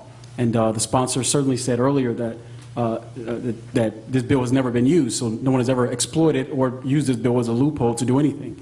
And so from that standpoint, I certainly didn't want anyone to leave here thinking that there was some large entity of people or communities that were trying to bypass the law. The second thing I wanted to talk about was the community involvement in the process. As it stands now, community involvement is required during these special exceptions. It is. It's a fact. And so this isn't an attack on anyone's way of life or their community. I don't want to change any of it. All I'm simply trying to do is we have a process that has worked. That community is not going to be sort of inundated with 80-unit apartments from what I hear. They certainly don't want that, and I totally understand that and support that community's efforts to maintain their identity. I'm just trying to not have the entire county sort of under this one provision that applies to everybody when there might be other opportunities for communities who do want those opportunities to use it, and they have the application to do it. And the council is certainly here as a stopgap to prevent those measures from passing. And the last thing I want to say is words have meaning. You know, I've been in the military for the last 17 years, and your words, they have meaning. And so what we imply when we say that we're trying to reduce or prevent workforce housing, I get it, it's about density, and you don't want that in your community, and certainly I don't want that in your community as well. But the reality is that's now how the communities and everyone else is looking at it to some extent. There is a population here that views this as an ability to reduce the amount of workforce housing in the county. And you don't want it in your neighborhood, I get it. All I'm simply trying to say is we have a process. Let's use that process, because there are communities who may want it, and they have a mechanism to achieve that goal. And so it may not be yours, and it won't be, but certainly to sort of throw the entire kitchen out because, or the entire house out because you don't like the sink, I don't think it's fair. I know Mr. Grasso here is people worked hard, and they buy into a community, and he doesn't want that change, and certainly I don't want that either. But I can't tell you, if it was not for affordable housing, when I grew up, and my mother was 19 years old with 5 kids. She was abused when she was a child, and she had 19 kids, and she didn't have the opportunities that a lot of us have had. We are very blessed to be in a situation that we're in, and all I'm simply trying to do is maintain the process that we currently have that allows for these type of applications to apply where they're appropriate, not where a community doesn't want it. And so for the sponsor of the bill, I get what you're trying to do, but words have meaning. And there are people in this community in Anne Arundel County who want to live here. Let's at least have the opportunity to review where those potential sites could be. And if they're adequate, then we would use that place certainly. But if not, then we won't. And so I just simply wanted to say I'm certainly not in favor of the bill. I'm certainly in favor of keeping it the way that we have right now, because I think that's a fair process. And so it's not a slight at any community or any homeowner association. I'm grateful that you guys came out here to support the bill, because you certainly have the right to do so. But we all have different backgrounds. Where you stand in life depends on where you've been sitting. And so my position on where I've been sitting is just a little bit different from everybody else's. And so I just ask you to sort of don't be upset at me. My vote is just my vote and what I believe in. And I hope that me and the District 2 council person here as well can certainly enjoy each other's friendship long after this bill was voted on. So thank you, Mr. Chairman. Mr. Chairman. Thank you, Mr. Smith. Mr. Fink. Mr. Smith, I appreciate that, especially the words have meanings, and kind of goes into what I want to say next, that when I presented this bill, and hopefully in my testimony, that I never made this about workforce housing. Again, it's about zoning. It's about allowing R2 to R22. It's about allowing R5 to R22. It's about not having any planning in place for an R2 piece of property, then all of a sudden, instead of 2 homes per acre, you have 22 homes per acre. Whether it's for workforce housing, whether it's for just development profit, whether it's for the elderly or the less fortunate, I'm looking at this as strictly a zoning decision and a zoning policy to put forward for this council. And, you know, I don't think I've made it about workforce housing. And I certainly hope I didn't offend anybody during this hearing. Thank you. Mr. Chairman. Thank you. Mr. Brokaw. May I just address, with respect, Mr. Smith's, some of the remarks that you made. You've mentioned it a couple of times that we have a process that works. And I appreciate that. And you said, why change a process that works? All I want to point out is that the current zoning is a fundamental part of that process.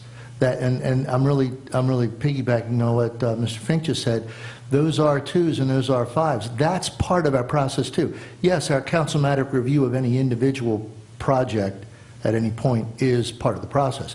But a fundamental part of the process that I think precedes that is the current zoning, which is what I think the small area plans were designed to do. And I think that's what we need to, that in my view, that's what we're trying to defend. Thank you, Mr. Brokaw. Any additional comments from the council? Okay. Seeing none, Madam Secretary, please call the roll on Bill 8214. Mr. Fink? Aye. Mr. Pruski? No. Mr. Perutka? Aye. Mr. Trumbauer? No. Mr. Smith? No. Mr. Grasso? Absolutely yes. Mr. Walker? Aye. 4 in the affirmative, 3 in the negative. Bill 8214 is passed. Thank you. Madam Secretary, please read the title of Bill 8314. An ordinance concerning construction and property maintenance code supplement, construction code, administrative provisions, permits, agricultural buildings. This is the one-word bill. One word can be no, Mr. Walker. I think there's a couple My amendments. constituents would appreciate a yes, Mr. Trumbauer. Any additional discussion amongst the council? Seeing none, Madam Secretary, please call the roll on Bill 8314. Mr. Fink? Aye. Mr. Pruski? Aye. Mr. Perutka? Aye. Mr. Trumbauer? Aye. Mr. Smith? Aye. Mr. Grasso? Aye. Mr. Walker? Aye. 7 in the affirmative, none in the negative. Bill 8314 is passed. Thank you. Madam Secretary, please read the title of Bill 8414. An emergency ordinance concerning capital budget and program Mill Creek Sewer Pumping Station Upgrade Fund Transfer. Any discussion amongst the council? Seeing none, Madam Secretary, please call the roll on Bill 8414. Mr. Fink? Aye. Mr. Pruski? Aye. Mr. Perutka? Aye. Mr. Trumbauer? Aye. Mr. Smith? Aye. Mr. Grasso? Aye. Mr. Walker? Aye. 7 in the affirmative, none in the negative. Bill 8414 is passed. Thank you. Is there any other business to be brought before the county council? Second. Do you have a second? Thank you. All in favor? Aye. Opposed? Motion carries. The county council is adjourned until January 20th, 2015.